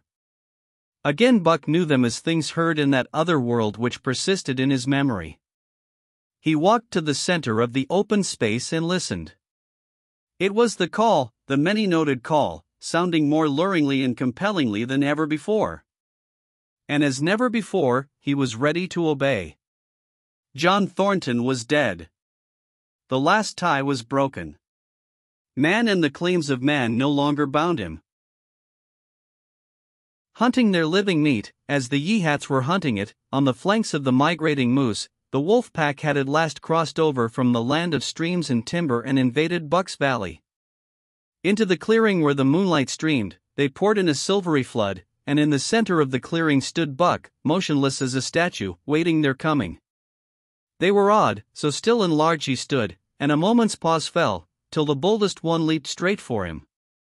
Like a flash Buck struck, breaking the neck. Then he stood, without movement, as before, the stricken wolf rolling in agony behind him. 3 others tried it in sharp succession, and one after the other they drew back, streaming blood from slashed throats or shoulders. This was sufficient to fling the whole pack forward, pell-mell, crowded together, blocked and confused by its eagerness to pull down the prey. Buck's marvelous quickness and agility stood him in good stead. Pivoting on his hind legs, and snapping and gashing, he was everywhere at once, presenting a front which was apparently unbroken, so swiftly did he whirl and guard from side to side. But to prevent them from getting behind him, he was forced back, down past the pool and into the creek bed, till he brought up against a high gravel bank. He worked along to a right angle in the bank which the men had made in the course of mining, and in this angle he came to bay, protected on 3 sides and with nothing to do but face the front. And so well did he face it, that at the end of half an hour the wolves drew back discomfited. The tongues of all were out and lolling, the white fangs showing cruelly white in the moonlight. Some were lying down with heads raised and ears pricked forward, others stood on their feet, watching him, and still others were lapping water from the pool. One wolf, long and lean and gray, advanced cautiously, in a friendly manner, and Buck recognized the wild brother with whom he had run for a night and a day. He was whining softly, and, as Buck whined, they touched noses. Then an old wolf, gaunt and battle-scarred, came forward. Buck writhed his lips into the preliminary of a snarl, but sniffed noses with him, whereupon the old wolf sat down, pointed nose at the moon, and broke out the long wolf howl. The others sat down and howled. And now the call came to Buck in unmistakable accents. He, too, sat down and howled. This over, he came out of his angle and the pack crowded around him, sniffing in half-friendly, half-savage manner. The leaders lifted the yelp of the pack and sprang away into the woods. The wolves swung in behind, yelping in chorus. And Buck ran with them, side by side with the wild brother, yelping as he ran. And here may well end the story of Buck. The years were not many when the Yeehats noted a change in the breed of timber wolves, for some were seen with splashes of brown on head and muzzle, and with a rift of white centering down the chest. But more remarkable than this, the Yeehats tell of a ghost dog that runs at the head of the pack. They are afraid of this ghost dog, for it is cunning greater than they, stealing from their camps in fierce winters, robbing their traps, slaying their dogs, and defying their bravest hunters. Nay, the tale grows worse. Hunters there are who fail to return to the camp, and hunters there have been whom their tribesmen found with throats slashed cruelly open and with wolf prints about them and the snow greater than the prints of any wolf. Each fall, when the Yeehats follow the movement of the moose, there is a certain valley which they never enter. And women there are who become sad when the word goes over the fire of how the evil spirit came to select that valley for an abiding place. In the summers there is one visitor, however, to that valley, of which the Yeehats do not know. It is a great, gloriously coated wolf, like, and yet unlike, all other wolves. He crosses alone from the smiling timberland and comes down into an open space among the trees. Here a yellow stream flows from rotted moosehide sacks and sinks into the ground, with long grasses growing through it and vegetable mold overrunning it and hiding its yellow from the sun, and here he muses for a time, howling once, long and mournfully, ere he departs. But he is not always alone. When the long winter nights come on and the wolves follow their meat into the lower valleys, he may be seen running at the head of the pack through the pale moonlight or glimmering borealis, leaping gigantic above his fellows, his great throat a bellow as he sings a song of the younger world, which is the song of the pack.